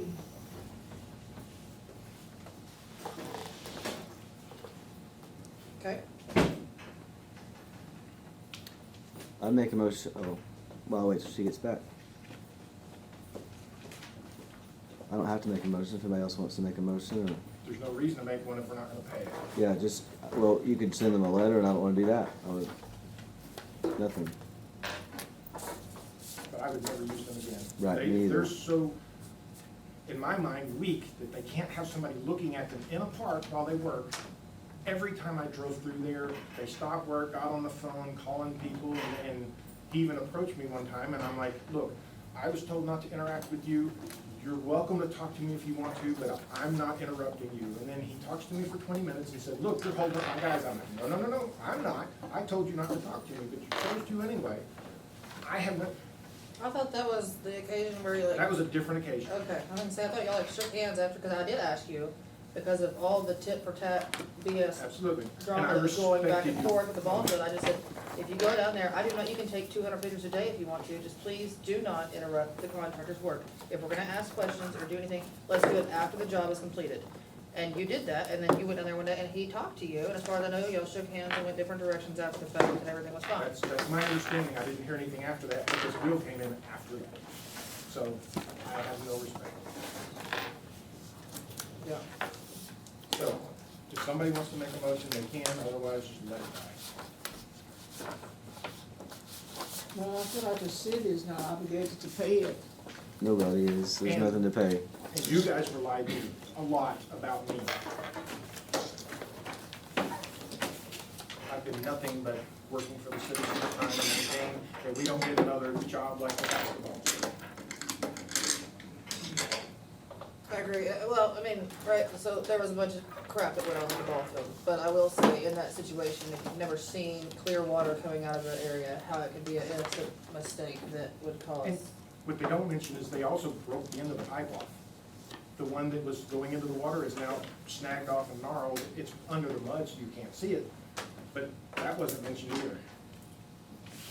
And if he knew that that was his French drain that he installed, because that's what he told me, then why did they wait 2 hours to get a chlorine test when he knew it was his pipe? Well, it's None not of gonna this wait was- 2 hours, I think they sent Gatlin out, but it was right in the middle of everything else that we had going on here, and it just took that long to acquire the stuff and get it But we shouldn't get a bill done. for that. It's So- absurd. Well, if there's no motion, then, it does on the table, so. Do we have a second? I second it. All in favor of adjournment?